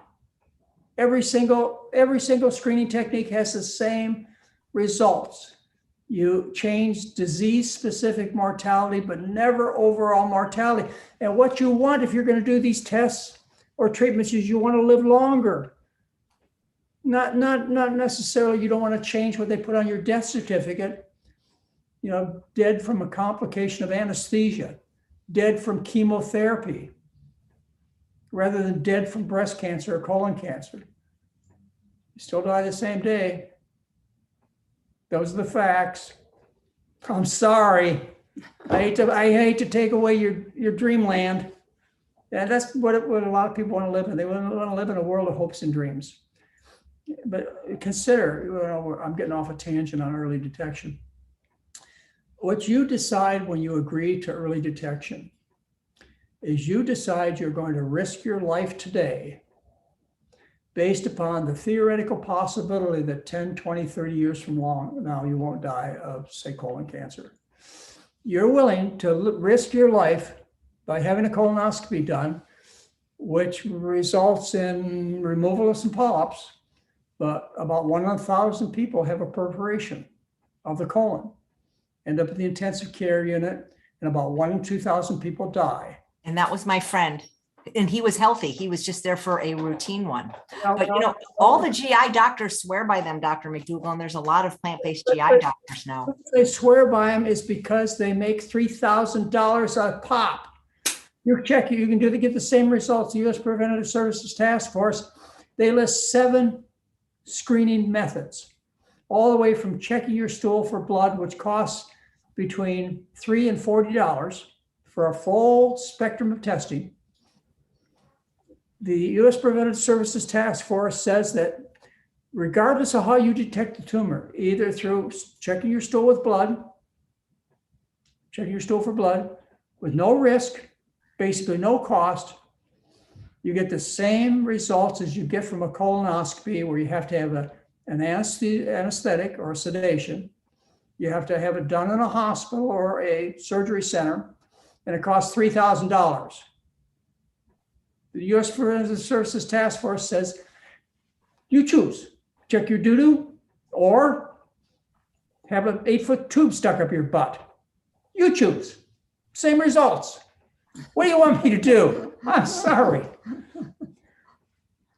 And by the way, all that information is on my website.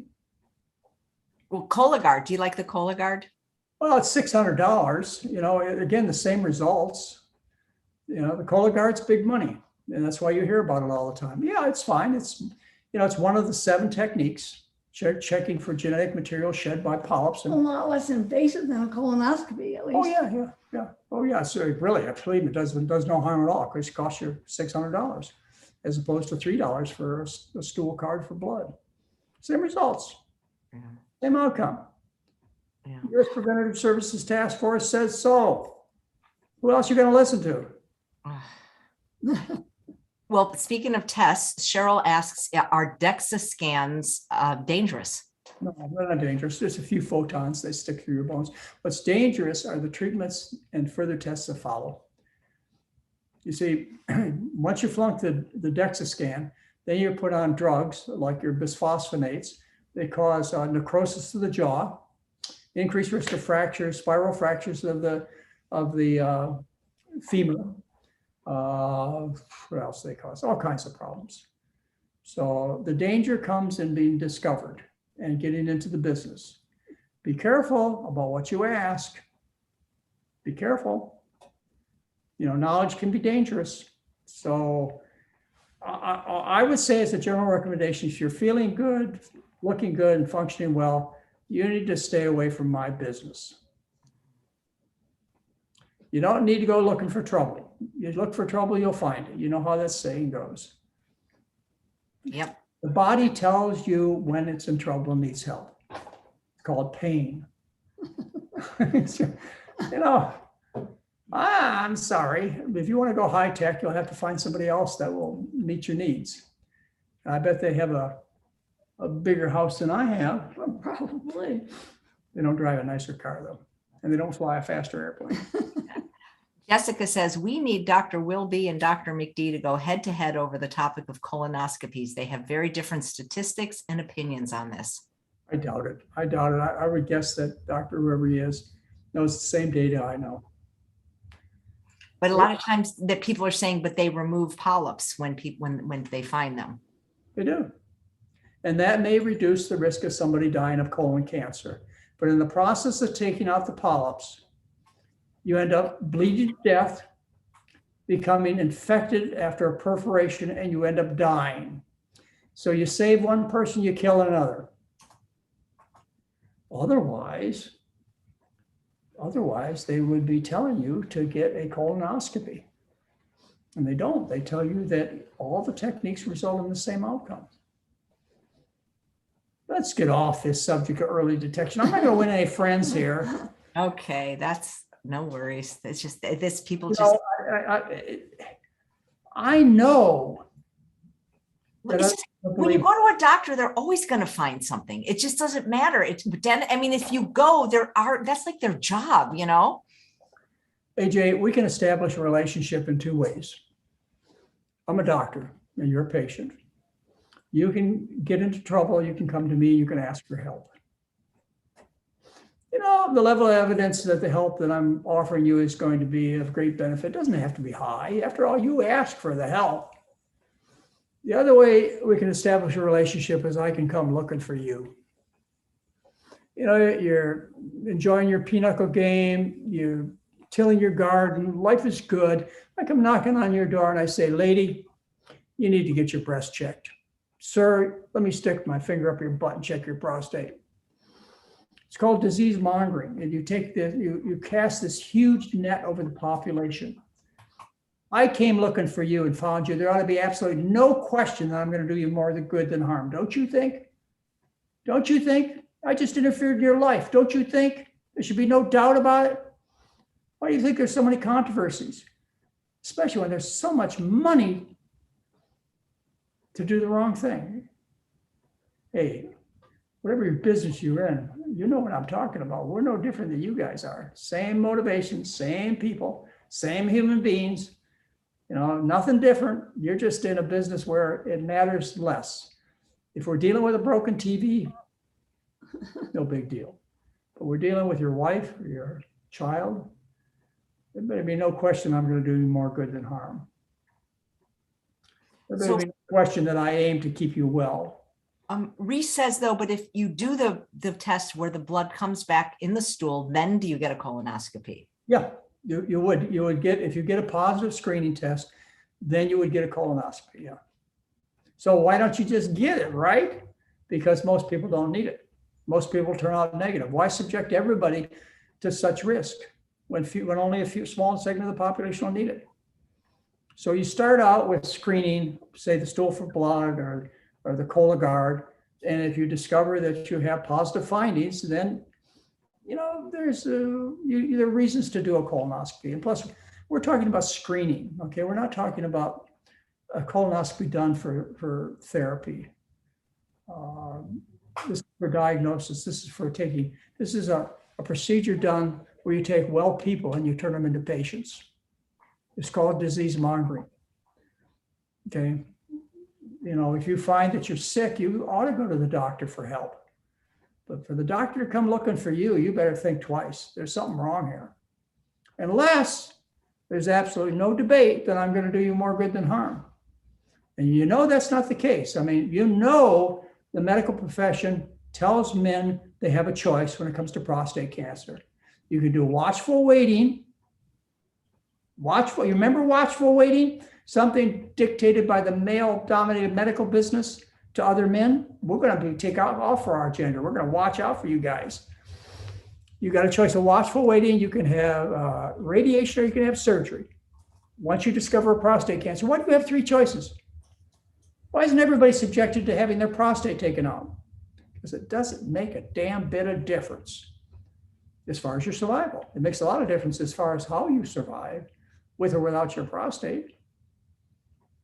You ever heard of watchful waiting, AJ? Yeah, from you.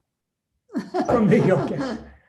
From you. That's where I heard. Let me pull another one on you. Have you ever heard about a lumpectomy versus a radical mastectomy? Yes, lumpectomy, you take out the lump, mastectomy, the whole breast. Why is there this big controversy about which one you should have done? Because it doesn't make any difference, except for the woman who has it done. She could either end up mutilated from a breast amputation or have a little scar on her breast from a lumpectomy. Why are there controversies in medicine? There should be no controversy if there was a definite better outcome of the patient. You know, you have a stake stuck in your heart. you go to the emergency room, the doctors don't sit around and debate what to do. You know, they sew up the heart. After they take the steak. They take the steak out. Why do you think there's so much debate, so much controversy in these procedures? Because the ultimate outcome, in most cases, it makes no difference, except for in the most cases, more harm than good is done. You take people and turn them into patients. You destroy their lives. I think that's worth fighting for, don't you? Let's get off that. You told me we wouldn't talk about this. I mean, I can't help it. These are the questions. But Lily's husband has some prostate problems. Could your 12-day program help? If it has prostate problems in the sense of trouble urinating, no. I guess it's maybe enlarged, or I'm not really sure the extent of it. I thought you said that if you ate a healthy diet, this would help. Not for prostate enlargement. No? No, the way you do it, what we talked about is restricting fluids, Oh, okay. taking natural medicines like saw palmetto, taking doctor-prescribed drugs like Flomax, Okay. and then going in for some mechanical procedure. So, okay, should he come to the clinic? You darn right he should, because he's got prostate hyperplasia today, and 6 months from now he'll be dealing with coronary artery disease, and I mean, the problems keep happening. So, whenever you want to stop it, whenever you want to be on a course that supports your health, your appearance, and your function, then you should start. And now you can do it from the comfort and privacy of your own home without having to travel. That's right. Right. We do telemedicine. We will take care of you, and you will get good care. And you happen to have 2 board-certified physicians watching after you. Dr. Anthony Lim, who is loved by every single patient that sees him, and me, who they tolerate. That's hilarious. Everybody says they love the morning chat with you and Mary. Yeah, that's fun. Every day we get up and we're at 8 o'clock in the morning, we talk to people. And it's really more of like a conversation we're having now, really kind of personal, as opposed to the lecturing. So yeah, it's a fun time. It's very, very, very intimate conversation that we have with people every single morning. But I'll tell you what's even more valuable, I think, is the meeting they have before our fireside chat. All the patients have the opportunity to get together amongst themselves without any staff. And so you get together and you have breakfast or lunch together. This set out as a certain hour. And this is where you can register your complaints and problems to your fellow participants. And so people say this is so valuable to spend this time with the other, 20, 30, 40, 50 people that are in the program, is these morning sessions where they're unmonitored by us at all. And we get a little bit of feedback. This is a way for people to deliver messages that they wouldn't otherwise deliver to us. And of course, all they have to talk to is their support specialist, like, Tiffany and Corey and Stacy. They're with them all day long. So we're there to help. We're there to support you. We're there for success. We want you to succeed. You will succeed. And we're not going to stop trying. There may be some things that are going on that prevent the full-fledged success that you're looking for, but we're going to keep working with you. And I have to say, the other thing that we notice is that maybe 10, 20% of the people are repeats. They've been to the resort-based program and occasionally the St. Helena program when I practiced at St. Helena Hospital, or they've been through the telemedicine program. We've been running it for a year and a half now, and they come back for a second shot. And most of them say, where could I spend my money so wisely? There's so much support, so much education, so much encouragement as to spend time with you guys. And well, we appreciate the time you spend with us, and everybody's saying that it's so generous of you and they love when you guys come on. And the links to apply to be in your program are right below this video. And I believe you have one coming up next month in April. We have one coming up starting Friday. 3 days, yeah. Mm-hmm. I'm pretty sure we have some room too. Right. And you do them approximately every month? We're doing about every month, and we're almost always sold out. So take advantage of the one that's coming up this week, because when you apply in end of April, early May, it'll be full. Then you can apply in June. But there are, I believe, last time I talked to Heather, she said there's some spots open. Okay. Well, we'll do one more question. Janet wants to know, what do you think about using flax seeds to help prevent hot flashes? Oh, That's a new one. I've never heard that. well, you read chapter 13 of the book, The McDougall Program for Women, and I talk about black cohosh and, flaxseed. I don't forget what it was, but I talk about those things. I wrote about that in the chapter 13 on hormone replacement therapy. I don't think it's very effective, but I'd have to go back and I'd have to review the research, which I'm constantly doing. One of the nice things about, my present state of mind is that I'm still curious. I still want to know what's going on. I want to know if anything's changed. And He still spends all of his time reading medical journals. Mary reads novels. I read medical journals. So it's fascinating. It's a privilege to be a physician. It is the greatest opportunity I think anybody can have, because you're put in a position where you get to help other people. And the greatest gift in life is helping other people. Have you figured that out? Yeah, yeah, thank you. I try to follow your example. Yeah.